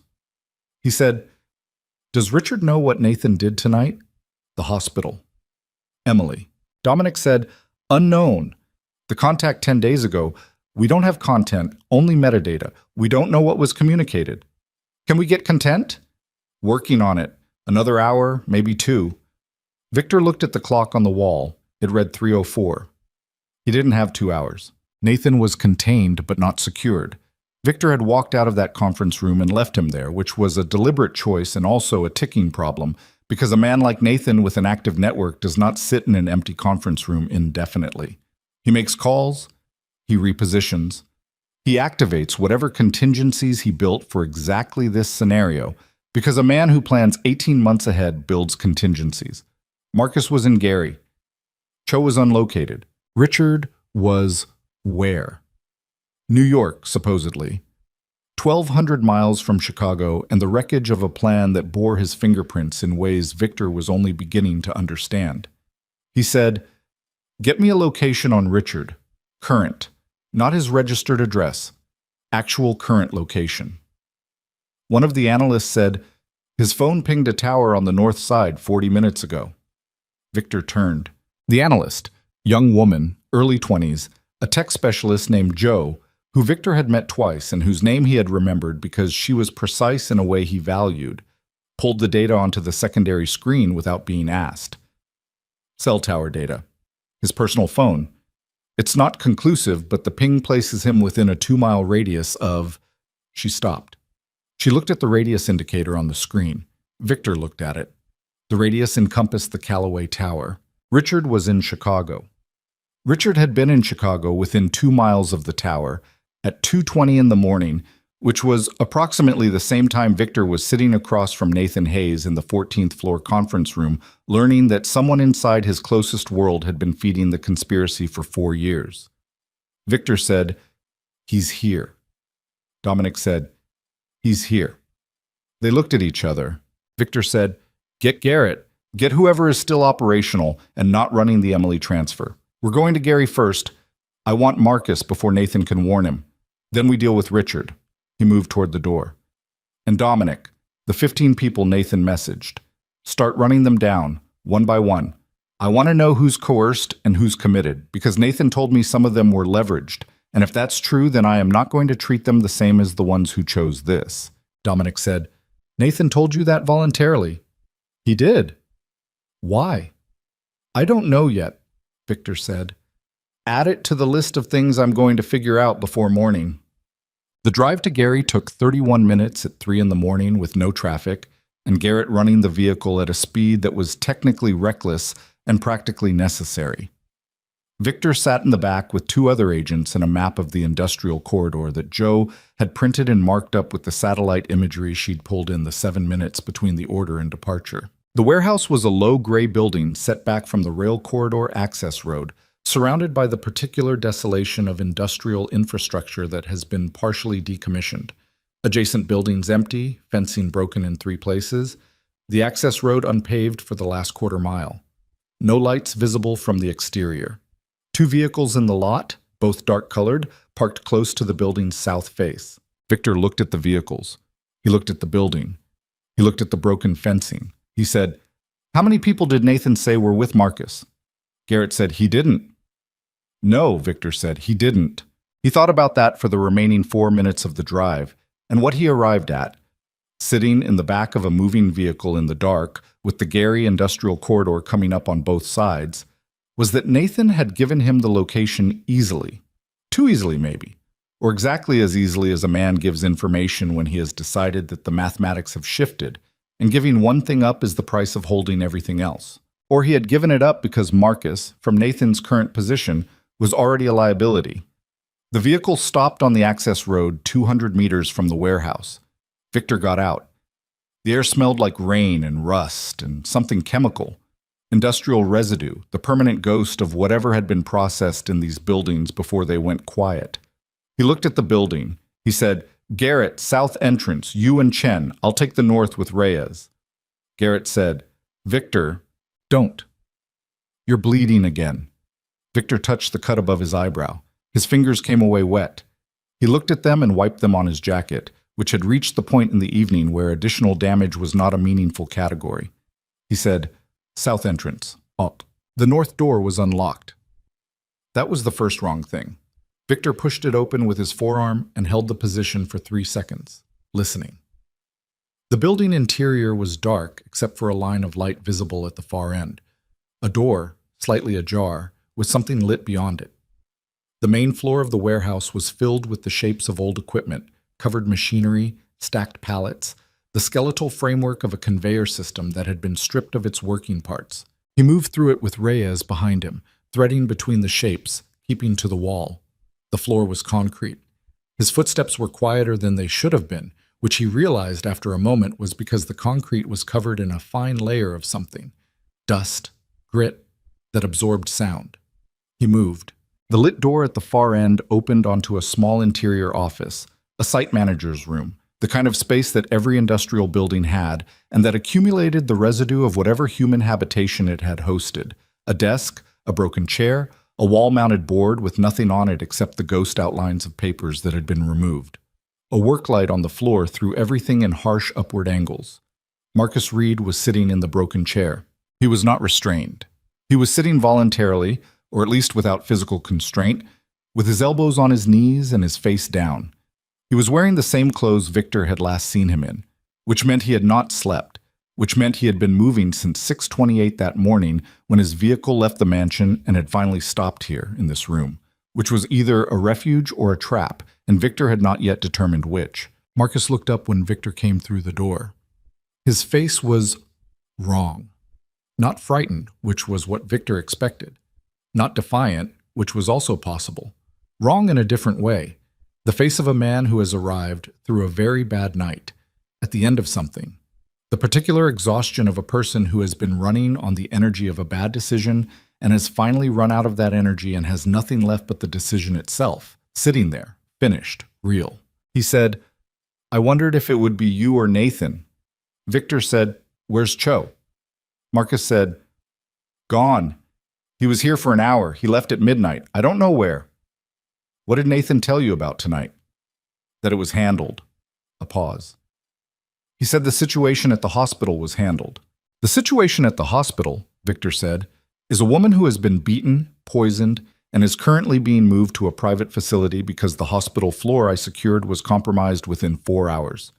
He came fully into the room. He stood 6 feet from Marcus and looked at him. "Did you know about Emily Parker when Nathan sent Cho after her?" Marcus's jaw moved. "Did you know?" Victor said again. "I knew she was a target." He said it without inflection. Then something shifted and he said, "I didn't know it would go that far. I'm not saying that to make it better. It doesn't make it better. I'm saying it because it's true, and I'm done lying about what's true." Victor looked at him for a long time. He said, "You planted a bomb in my vehicle." "Yes." "You were prepared for me to die." "Yes." "Why?" Marcus looked at his hands. He said, "Because Nathan told me you were planning to restructure the organization in a way that would eliminate my position. He said he had documentation, internal memos, a reorganization plan. He showed me something that looked—" He stopped. "It looked real. I believed it." He looked up. "I believed it because I'd been hearing things for months. Whispers. People saying the organization was going to contract, that senior positions were going to be consolidated." He shook his head. "I don't know now if any of it was real or if Nathan manufactured it." Victor said, "He manufactured it." Marcus closed his eyes. He opened them. He said, "Victor, don't. I need to." I said, "Don't." Victor's voice was flat and final. "You don't get to explain yourself to me right now. You get to give me everything you know about Nathan's network, every name, every resource, every piece of information he used to build the last 18 months. And you get to give it to me completely and immediately, because the alternative is that this conversation ends in a way that doesn't benefit either of us." He pulled out his phone. He opened the recording application. He set it on the desk between them. "Start." Marcus started. It took 47 minutes. Victor stood for all of it. His legs registered the previous 19 hours somewhere around the 30-minute mark and began the process of communicating that information through his knees and lower back in terms he could not ignore but chose to defer. He stood because sitting would have been the wrong signal. He stood because standing was what the moment required. Marcus talked. He talked in the flat, methodical way of a man who has made a decision to be accurate. Not generous, not self-exonerating, but accurate. And who is applying what focus he has left to the task of being precisely that. He gave names, he gave dates, he gave locations, transaction details, the identities of 3 external contacts that Nathan had used to move money and resources without creating an organizational paper trail. He gave Victor Richard, not Nathan's framing of Richard, not the 4-year conspiracy partner, the inside man, the deliberate architect. A different picture, more complicated. A younger man who had been approached with what was presented as a legitimate business opportunity, and who had become, gradually and without fully understanding what he was becoming, a conduit, used for financial structuring, given information selectively, led to believe he was helping Nathan modernize the organization at Victor's implicit direction. Did Nathan tell Richard what he was actually doing? Victor said. Marcus said, I don't know for certain. What I know is that Nathan kept Richard compartmentalized. He told me once that he used the word insulated, that if anything went wrong, Richard's involvement would look like financial consulting, not conspiracy. He used Richard.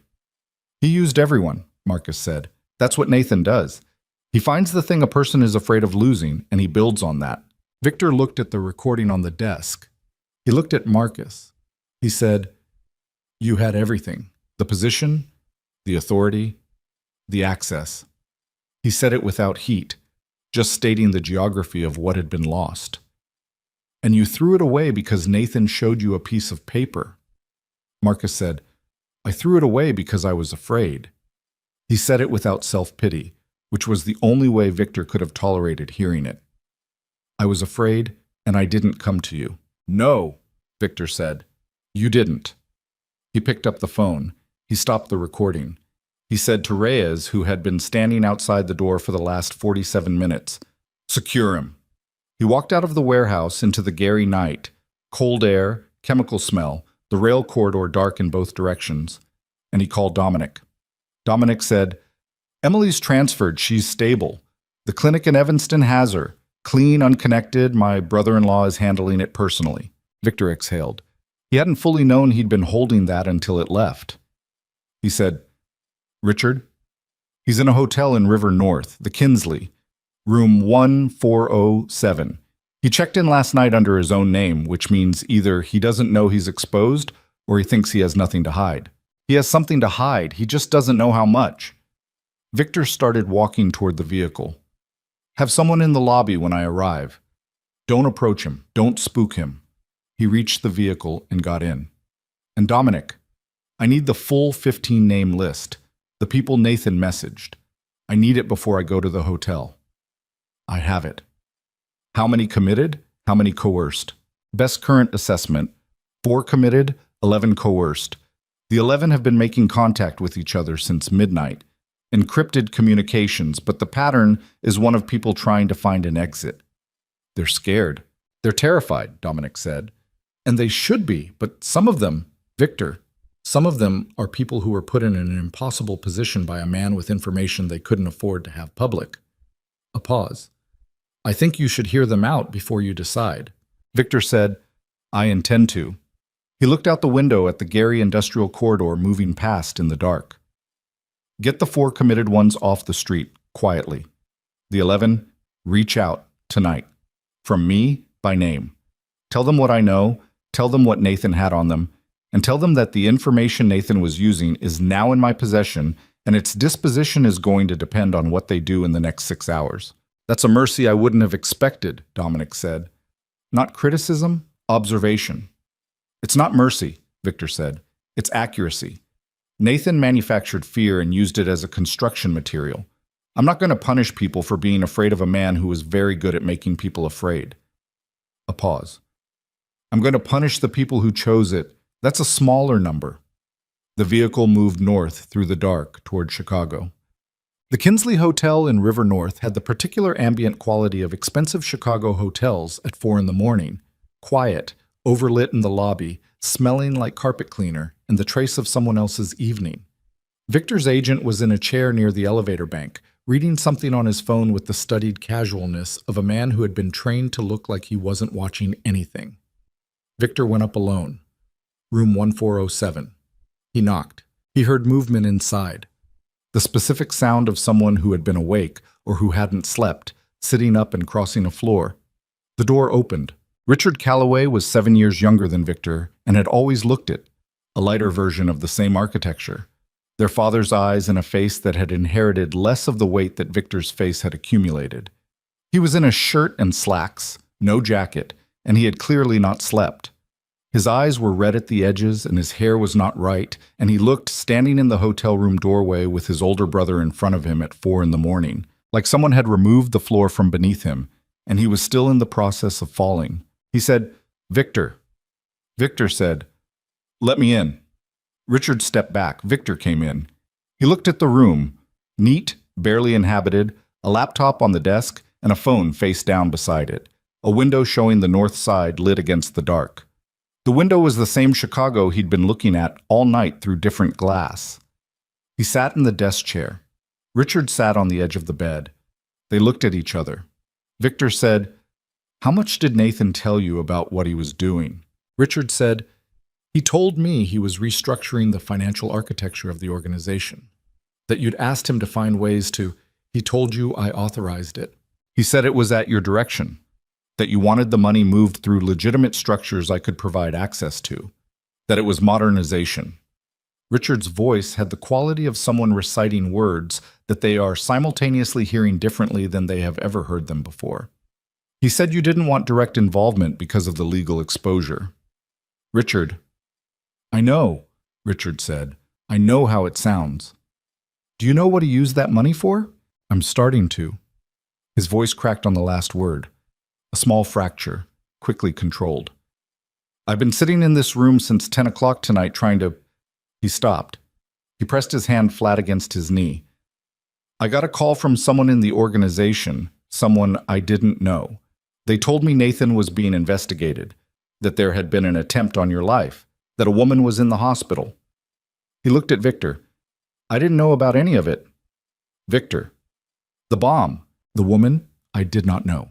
Victor looked at his brother. He looked at him the way you look at someone when the question is not what they're saying, but what the truth is beneath it. And the particular difficulty of this moment was that the evidence of the 4-year financial thread was real, and Richard's shock was also real. And both things could be true simultaneously, which was the most exhausting category of situation a man could find himself in at 4:17 in the morning after the longest night of his life. He said, "The money you moved, the structures you provided access to, do you understand what Nathan used them for? To fund the people he was bringing against you. Among other things." Victor leaned forward. "Richard, look at me." Richard looked at him. "Nathan was going to let me die in my own vehicle, and then he was going to take everything, and the financial architecture you built for him, the structures, the access, the clean movement of resources, was the foundation he built it on." Victor's voice stayed even. He kept it even the way you keep a vehicle on a road in ice. Constant adjustment, constant attention, the discipline of not allowing the slide to start. Whether or not you knew what it was for, you built it. Richard's face did something complicated and painful. He said, "What do you need from me?" Not, "What happens to me now?" Not, "Am I in trouble?" Not a self-protective question. "What do you need from me?" Victor sat with that for 3 seconds. He said, "Everything. Every transaction, every structure, every communication with Nathan over 4 years. Everything documented, everything preserved, everything organized in a format that I can use." He stood up. "And then you stay in this room, with my people outside the door, until I decide how to handle the rest of it." "Are you going to eat?" "I don't know yet," Victor said. "I'm telling you the truth, which is more than Nathan gave you." He moved toward the door. Richard said, "Victor." He stopped. "The woman," Richard said. "The housekeeper. Is she going to be okay?" Victor stood with his hand on the doorframe. He said, "I'm going to make sure of it." He walked out into the corridor and his phone buzzed simultaneously with 2 messages.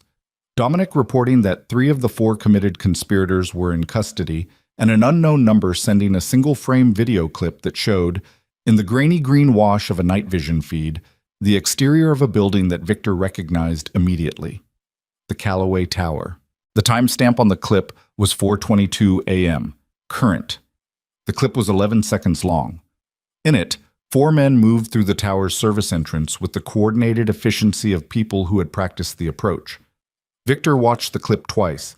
He knew 2 of the 4 men. He did not know where Cho was. He looked at the tower in the video, and he looked at the timestamp, and he looked at the remaining name on the committed list.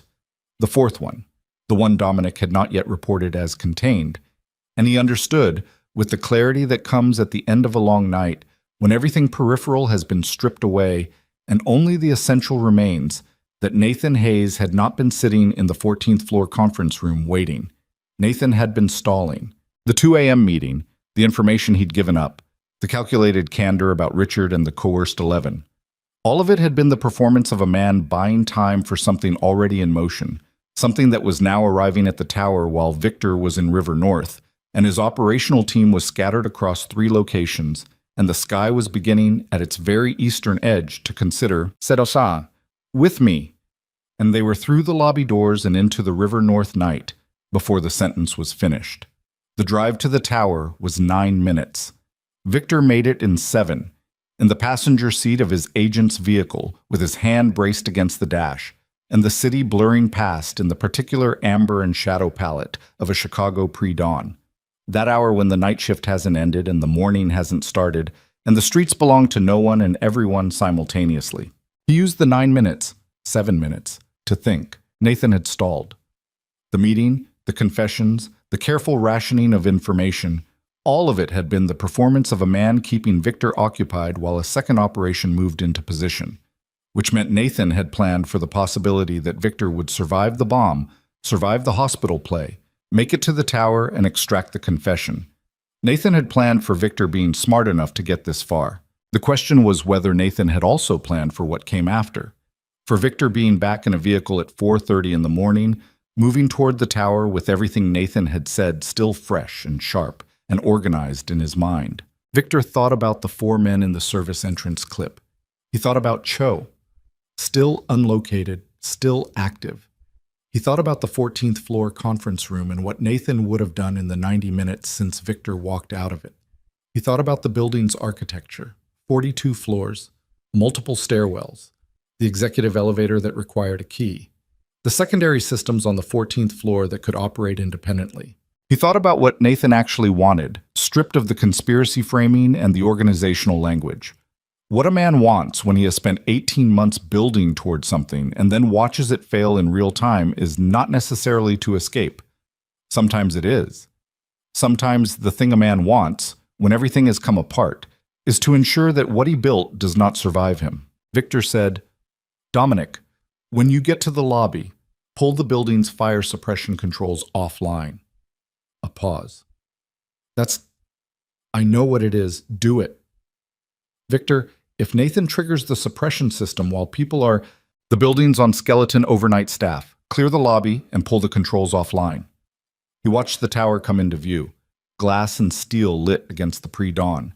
His father's name on the facade, 42 floors of everything the old man built and Victor had built after him.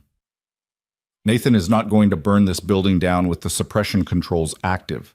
He might burn it down without them, pull them offline so he knows the option is gone. Dominic was quiet for exactly 2 seconds. Then, done. The lobby was clear when Victor arrived.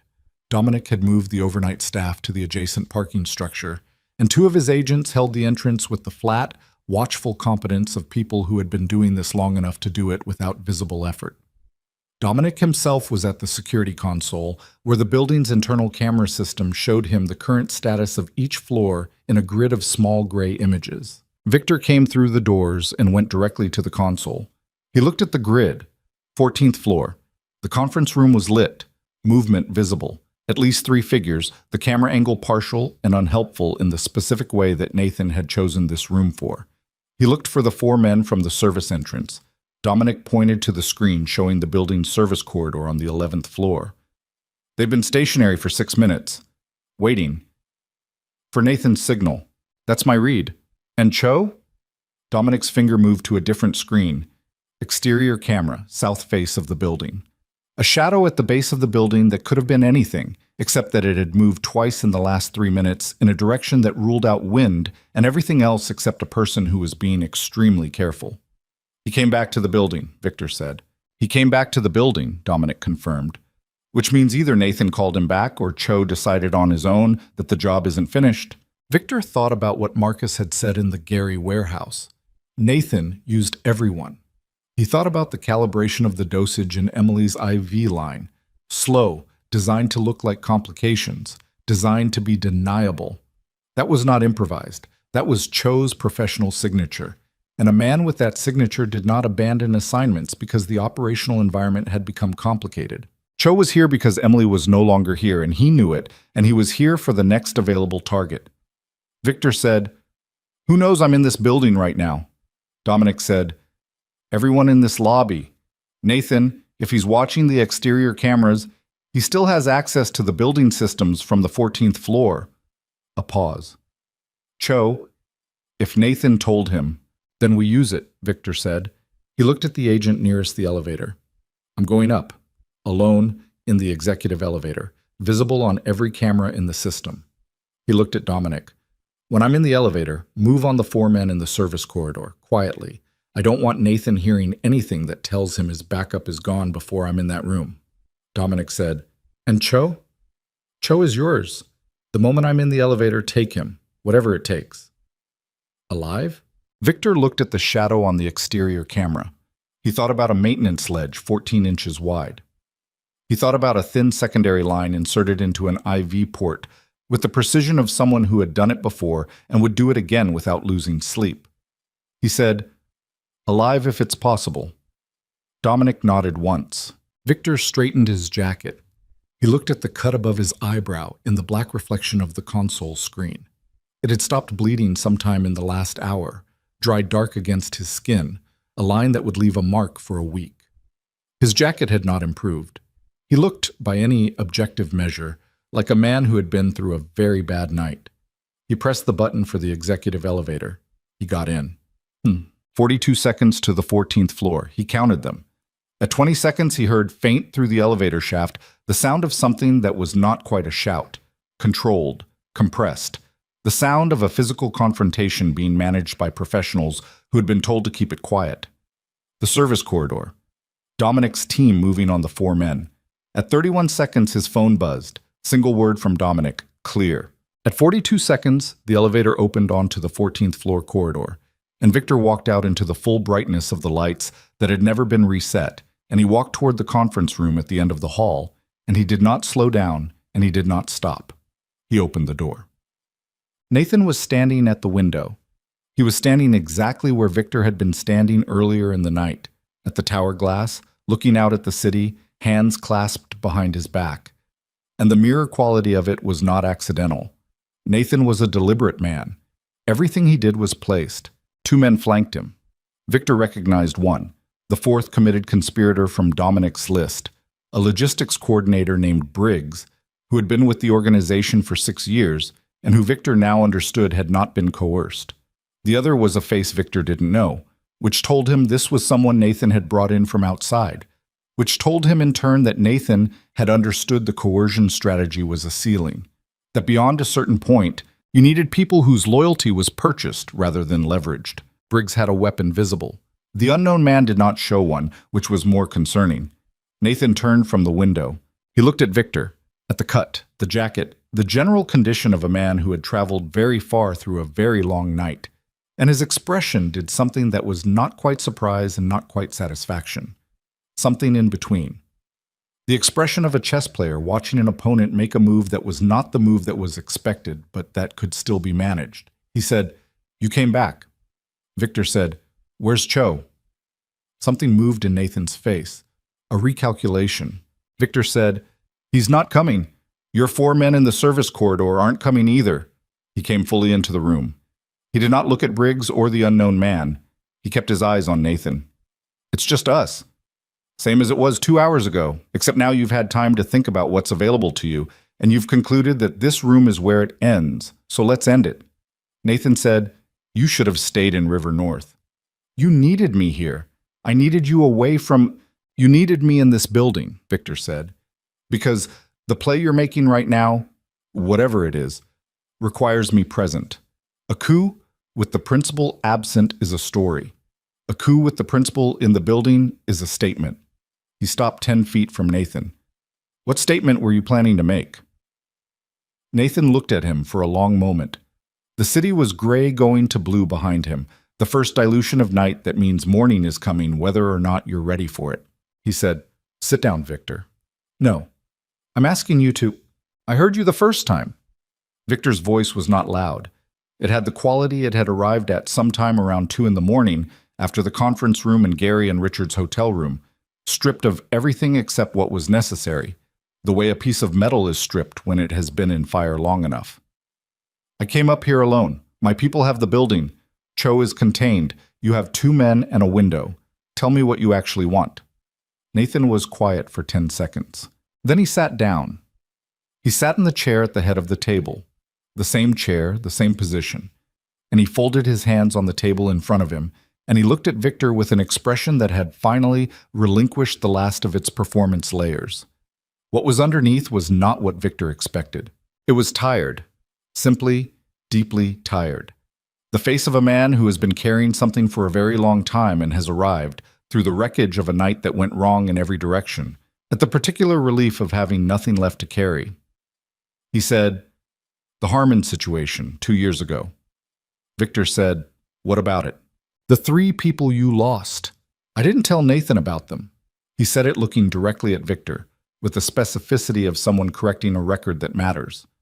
"I know what you thought in that conference room when you saw my name on his phone. I know what you concluded. You were wrong about the sequence." Victor said, "Explain." "Nathan had the information before he came to me. He had it from someone inside the organization who has been gone for 18 months, a man named Ferraro, who you terminated for unrelated reasons, and who was, in fact, feeding Nathan long before either of us knew Nathan was a problem." Nathan's hand stayed flat on the table. "Nathan came to me with the Harmon information already in his possession. He didn't need me to give it to him. He needed me to confirm it, to validate what he had, so that he could use it without the risk of acting on false intelligence. And you confirmed it." "I confirmed it because he told me it was for an internal audit, a loyalty assessment. He said you had authorized it." The room was very quiet. Victor said, "He used the same line on you that he used on Richard." "He's consistent," Nathan said. I'll give him that." "When did you know?" 8 months ago. I found something in the financial records that didn't align with what Nathan had told me. I started looking." He paused. "By then it was too late to come to you. I had confirmed the Harmon information. I had provided access to 2 other pieces of intelligence that Nathan had used in ways I hadn't sanctioned. Coming to you meant confessing to things that I could not explain in a way that would sound like anything other than what they looked like." "So you went silent." "I went silent, and I tried to manage him, to limit what he could do." Nathan's jaw tightened. "I was wrong about that too. You cannot limit a man like Nathan by staying adjacent to him. You either stop him or you become him." Victor looked at him for a long time. He said, "Briggs." The logistics coordinator, who had been standing at Nathan's right for the last 4 minutes with a weapon and the rigid posture of a man who is less certain about his position than he appeared when the evening began, looked at Victor. Victor said, "Put it down." Briggs looked at Nathan. Nathan said, "Put it down, Briggs." Briggs put it down. The unknown man at Nathan's left had not moved through any of this. Victor looked at him now, directly, without the careful peripheral awareness he'd been maintaining. The man was younger than he'd seemed from the doorway, early 30s, professional stillness. He met Victor's gaze without the aggression of someone spoiling for a confrontation and without the vacancy of someone who was simply executing instructions. Victor said, "Who are you?" The man said, "My name is Reeves. I'm a federal investigator. I've been embedded in Nathan Hayes' network for 14 months. He reached into his jacket. Slowly, with the exaggerated care of someone in a room with armed people who are already at their limits, and produced a credential wallet, which he opened and held out. Victor looked at it. He looked at Nathan. Nathan said, "I made a decision 6 months ago. When I understood I couldn't manage Nathan from inside, I found another way to stop him." He held Victor's gaze. "I went to people who had the authority to do what I couldn't do alone." The federal credential in Reeves's hand was real. Victor had seen enough real ones to know. He looked at it for 3 seconds, and then he looked at Reeves and he said, 14 months. 14 months, Reeves confirmed.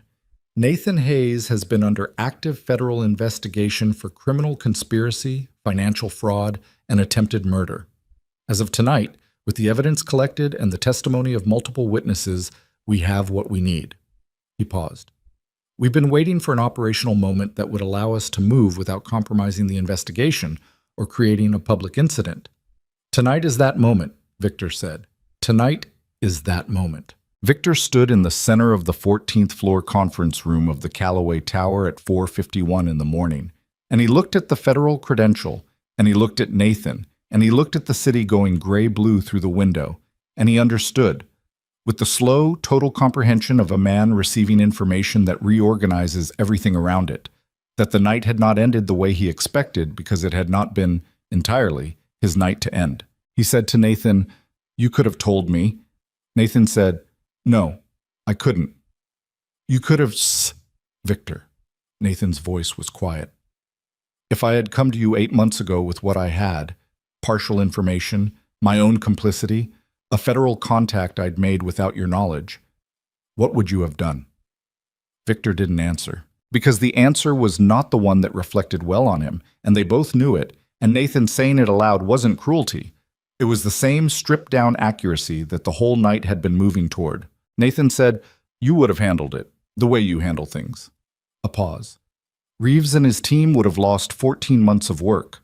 Nathan would have gone to ground, and the federal case, the one that takes him away permanently, legally, in a way that can't be undone or appealed or reversed by anyone with enough money, would not exist." Victor said, "And the bomb."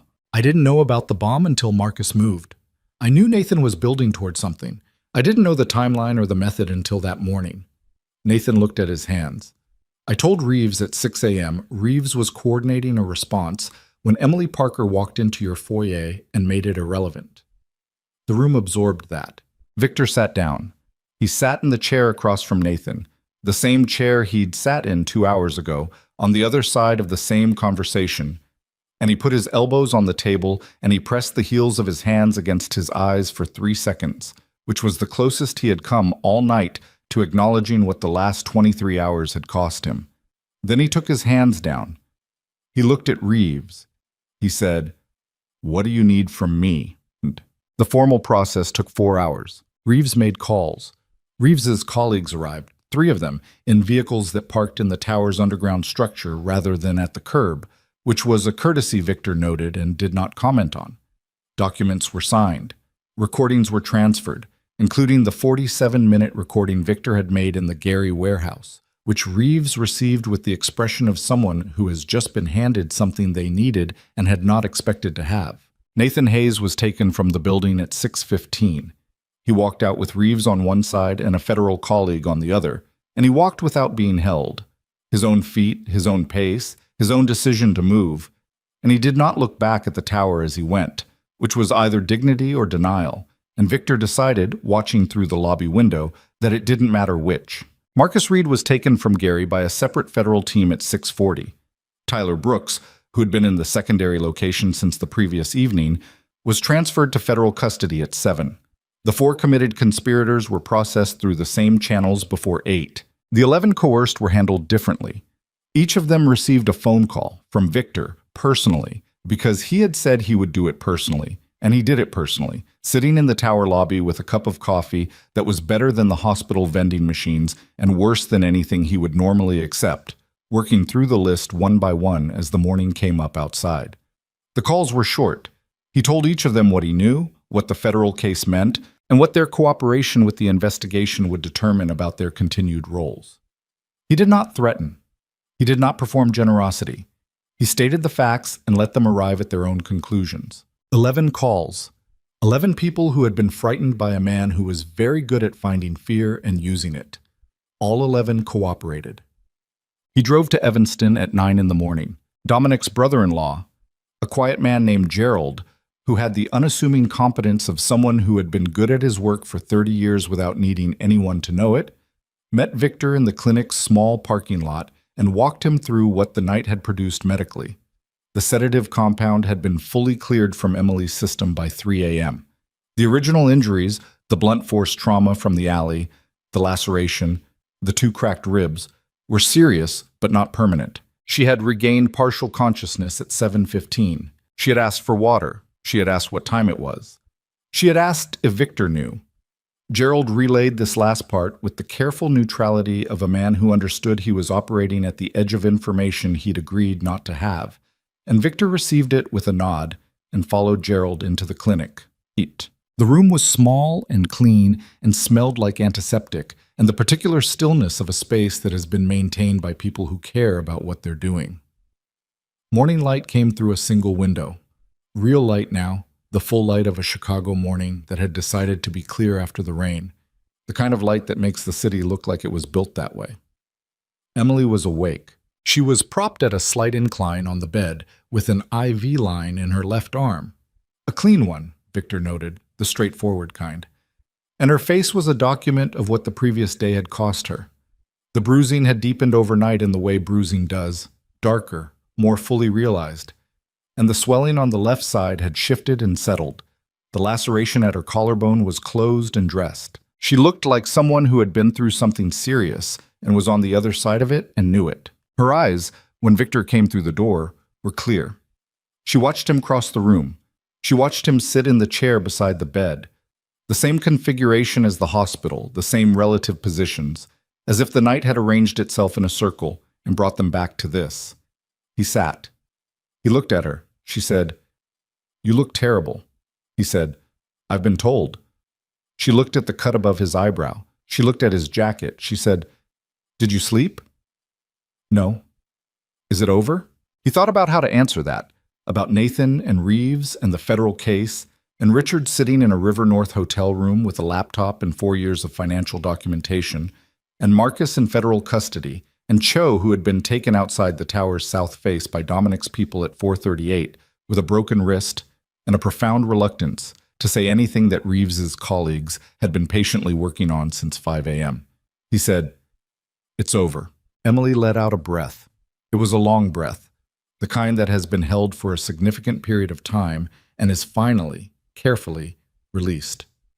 Her eyes went to the window. She looked at the light on the buildings visible beyond the glass. Then she looked back at him. She said, "The laundry was going to need to be run again.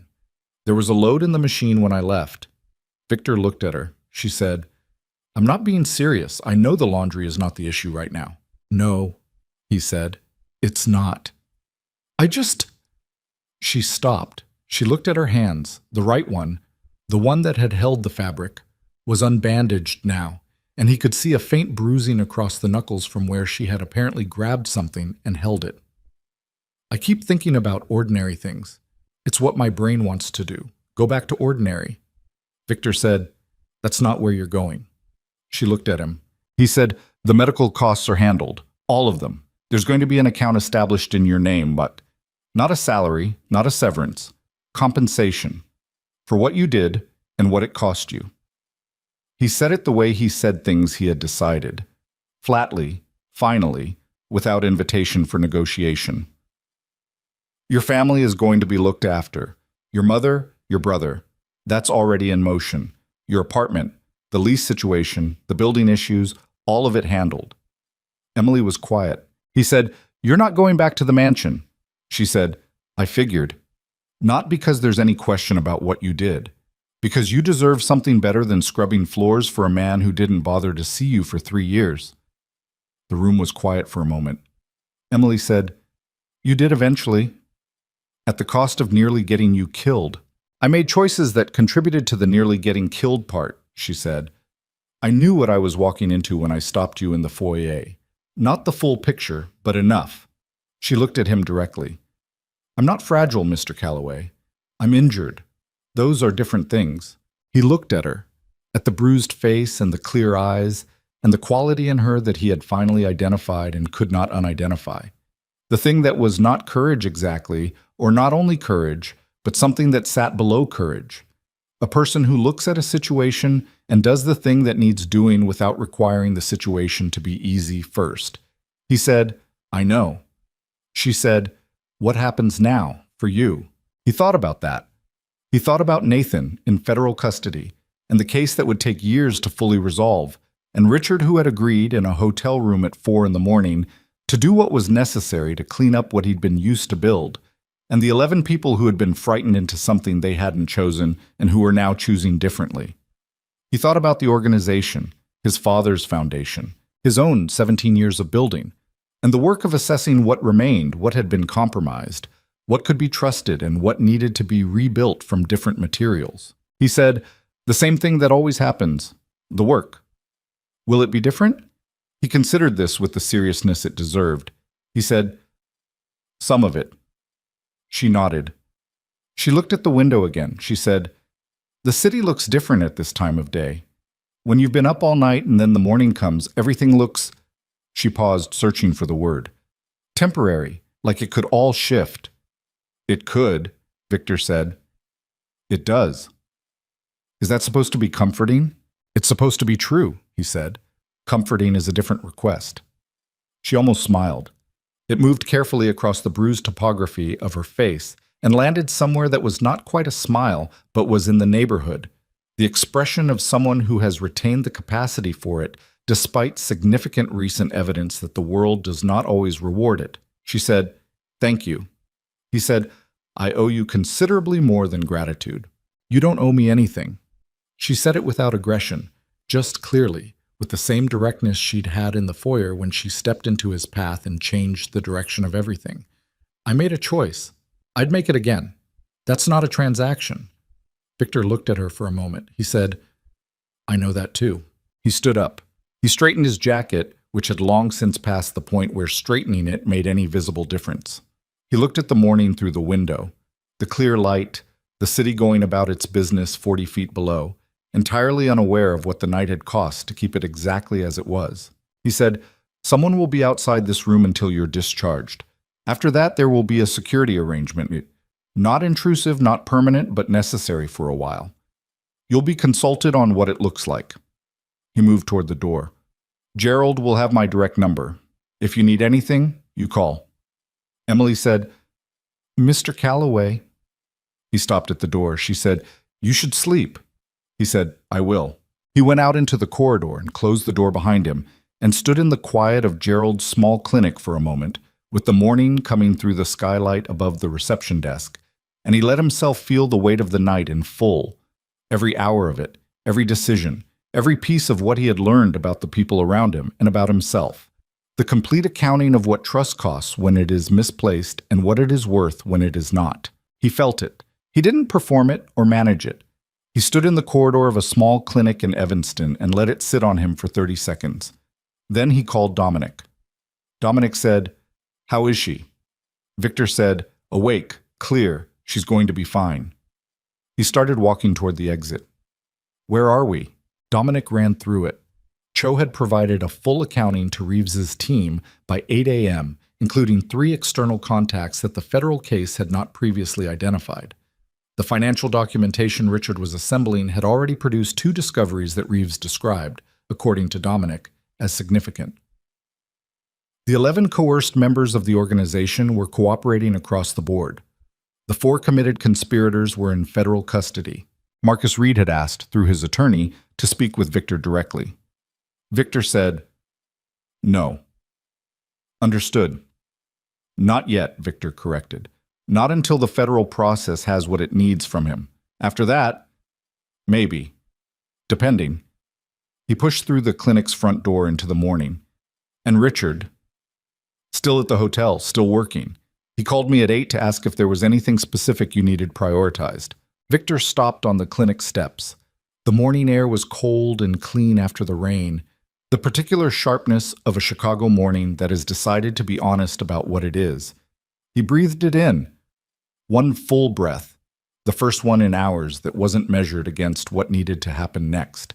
He said, "Tell him to get some sleep first." Dominic said, "He's not going to."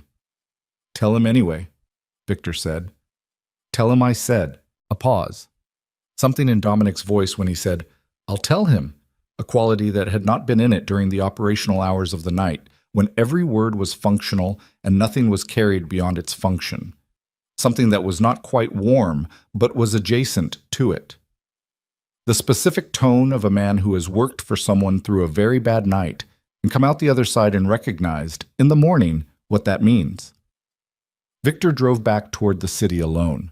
He drove on the expressway with the morning traffic beginning to build around him, the ordinary machinery of the city returning to itself, commuters and delivery trucks, and the particular democratic flow of a major American city that does not stop for any one person's catastrophe, that absorbs everything and continues, which is either its cruelty or its mercy, depending on where you're standing.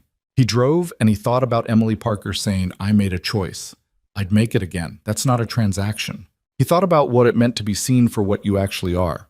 Not what you present, not what your position requires, but what you are underneath in the moments when the performance layer is gone and only the person remains.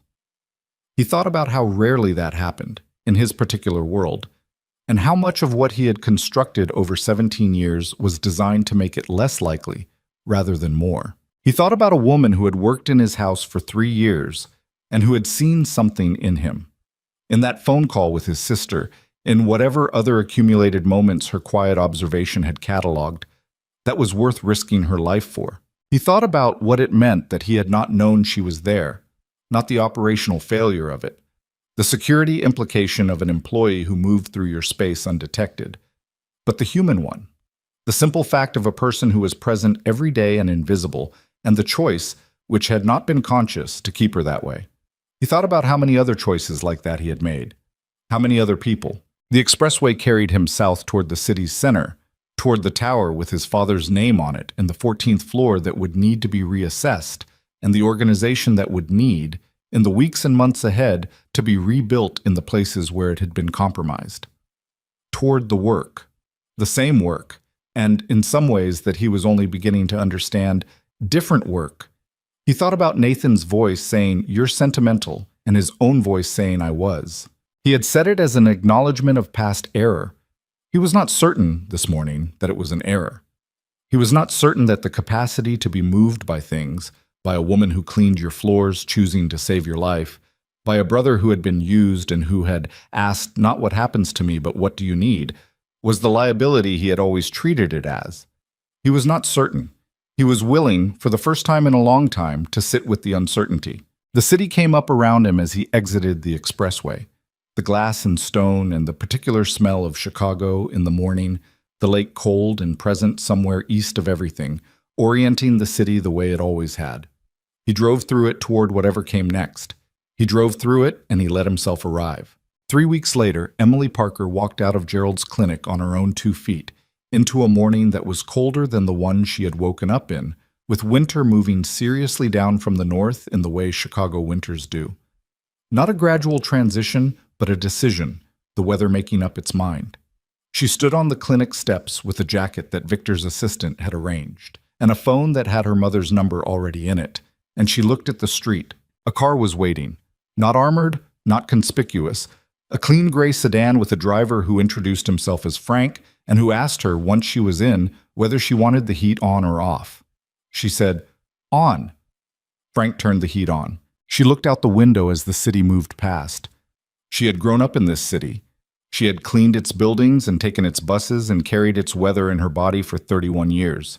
It looked the same from the outside, glass and stone and the compressed urgency of a place that does not wait for you. It felt different from the inside. She was not sure yet whether that was the city or herself, and she thought that was probably the right question to be unable to answer, for now. Her phone rang. The number was Victor's direct line, which she had used exactly once, a test call, at Gerald's suggestion, to confirm it was working. She answered. Victor said, "How do you feel?" She said, "Functional?" That's not an answer. It's the most accurate one I have right now. A pause. She could hear faintly the ambient sound of his office, the tower, probably, the ordinary operations of a city morning conducting themselves around whatever he was working through. He said, "There's a position in organizational operations, not a title that exists yet, not something with a clear precedent, managing the internal culture of the organization, the staff, the structure, how things actually work versus how they're supposed to work." He said it in the way he said things he had decided, but underneath it there was something that was asking a question. It would require knowing things about how this organization operates that most people in it don't know. It would require a specific kind of seeing. Emily said, "I've been doing that for 3 years." "I know," Victor said. "I'm asking if you want to be paid for it." She looked out the window. Chicago moved past, familiar and strange, the same city and a different one. She thought about what it meant to be offered a place in a world that had almost killed her, and whether that was the irony it sounded like, or whether it was something more complicated than irony. She thought about what she had said to Victor in the clinic room. "I'd make it again." She had meant it. She still meant it. Not because the choice had been easy, or because the cost had been acceptable, or because she had any interest in pretending that nearly dying was something other than what it was, but because a choice made from the right place, From the part of a person that has not been defeated by fear or exhaustion or the particular arithmetic of self-preservation, does not stop being the right choice because it was hard. She said, "I have conditions." Victor said, "Name them." She named them. He listened. He agreed to two without discussion, pushed back on one with a counter-argument that was reasonable enough that she amended it rather than held it, and said nothing about the fourth for long enough that she thought the call had dropped. Then he said, "The fourth one is fine." She said, "Just like that. You said you're not fragile. I'm taking you at your word." She looked at the city. She said, "All right." He said, "All right." The call ended. Frank drove. Chicago opened up in front of them, the lake appearing as they crested a rise, gray and enormous and present. The thing that had always been there at the edge of the city's consciousness, orienting everything whether or not you chose to look at it. Emily looked at it. She looked at it for a long time.